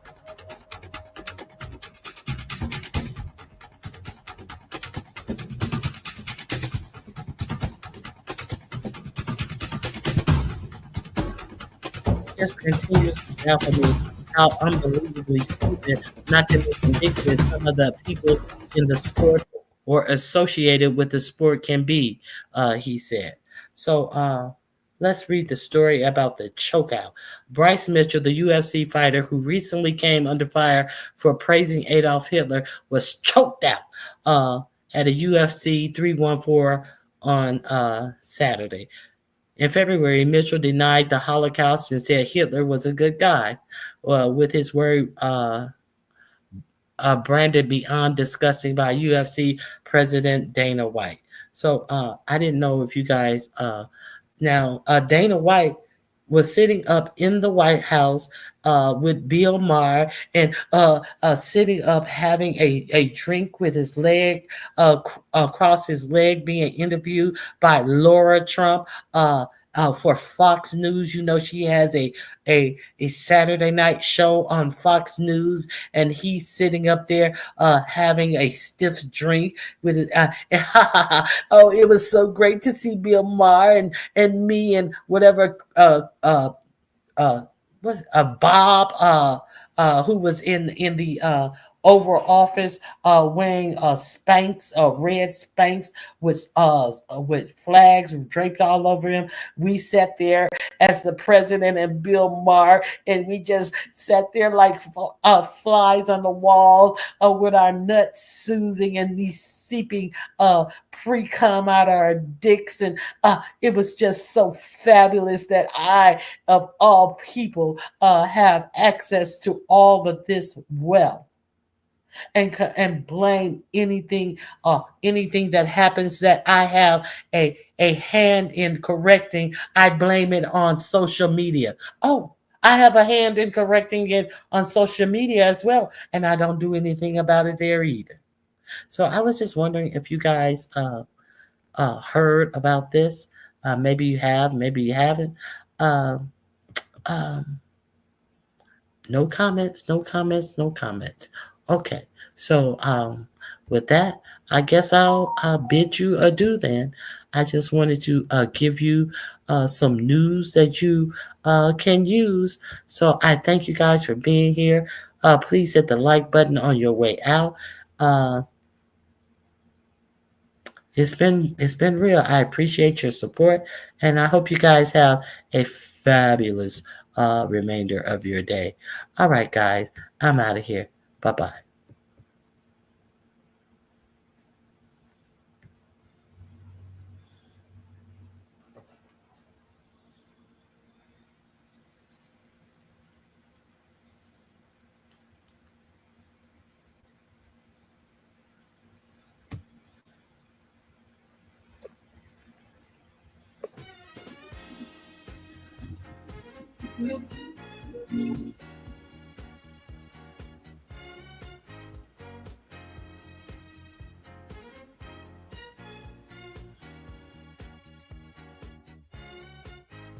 In the morning when I'm driving, I really come alive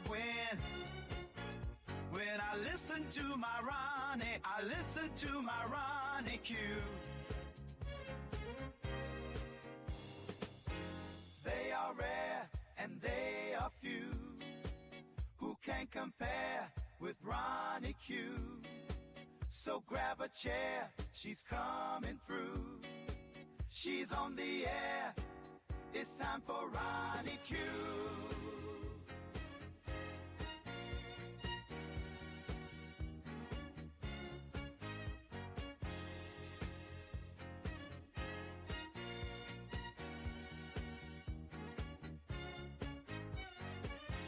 They are rare and they